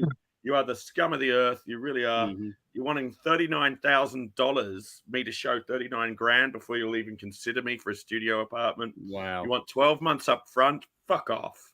12 months rent up front? Go get fucked. Honestly, you're just shonky bunch of fucking money grabbing pricks. Mm. And I hate to say this and bring this down, but rules of engagement in war need to be how would I say, enforced, or certainly need to be obeyed, and that is you don't bomb hospitals and civilian targets. Yeah, that's just not on. Pretty disgusting this week. Yeah, you just don't do that. That's just fucked. I don't care what side you're on. I'm not taking sides on this, but no. Don't blow up hospitals and schools. Keep it to military targets. It's just fucking. It's terrible. So yeah. Some of the stuff that's been coming out online, the results, the aftermath, the kids and the effect on kids has been fucking terrifying. Exactly. And that's just the innocent always get caught in the crossfire of this. That's shit. It. Yep. And that's the those that want to fucking fight, give them sticks and send them charging each other, dickheads. Yeah. Exactly. That actually dovetails nicely into mine. If you finish there, Conrad. Yeah. Yep. So on that note, I'm going to go with misinformation because there is plenty of that kicking around as well, and this inability to fact check and get things right as opposed to be first. That's infuriating and detrimental to all of us in this day and age.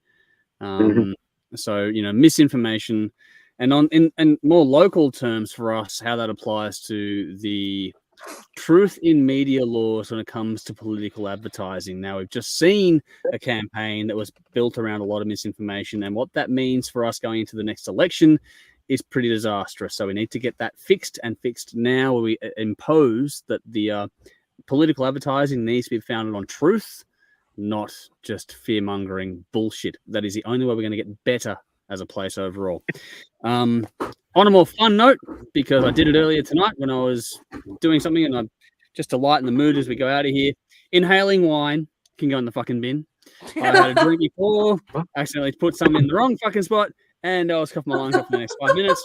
So the idea of inhaling wine, the idea of this thing where there's this whole system where your lungs can open up when you go to drink is just fucking nuts to me. So that whole thing, that function, in the fucking bin. Fucking painful. Not a fan. You know what would have been worse? Champagne, because it's bubbles. It would have been fucking Yeah, I know, but a nice deep red gets a nice little bit of heat going in there too, which is like, okay, cool. Not what I was quite looking for tonight. No. So yes, that was a fun little one there to put myself in the bin for doing that as well, because I'm an idiot. All righty, let's see what the audience have to say before we get out of here tonight. what do we got here? Steven says, songs about speed. I suggested Thunder Mother. Yes, I have seen that, which is awesome. Which you've also replied, driving style or racing on Main Street. We are looking for those ones. We're going to have some fun with that.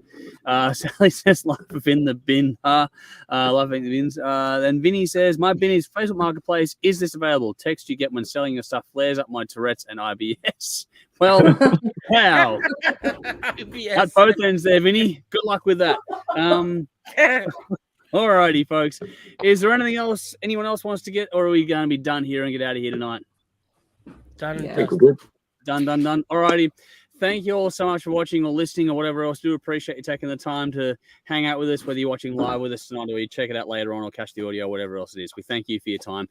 Hopefully you've enjoyed the show. We will see you all again very, very soon. I have one more here from Vinny. I reckon there's a marketing idea for porn mints. Could go in any hole. Wow. Nice. Oh my God. You can clear your throat with confidence out of each end. Anyway, it's moments like these you need minties. Yeah. Oh wow. Okay. Well, this is going well. Michael says good night. Nicole says good night and thanks. Edge Crusher, thanks guys. And Adrian says just joined. I'm officially a fan. Thank you so much. Appreciate it more than you know. Really do. You'll get a lot more out of that. I do appreciate the support more than you could ever understand. All right. On that note, on a positive note, on a really good one, we're gonna get out of here. Thank you all so much for tuning. We'll see you all again, same time, place next week. Until then, I'm Andrew. I'm Dave. I'm Belle. I'm Jeff. Conrad. We'll see you soon. Until then, you know what to do. Drink up. Drink up. Rock on. Rock on.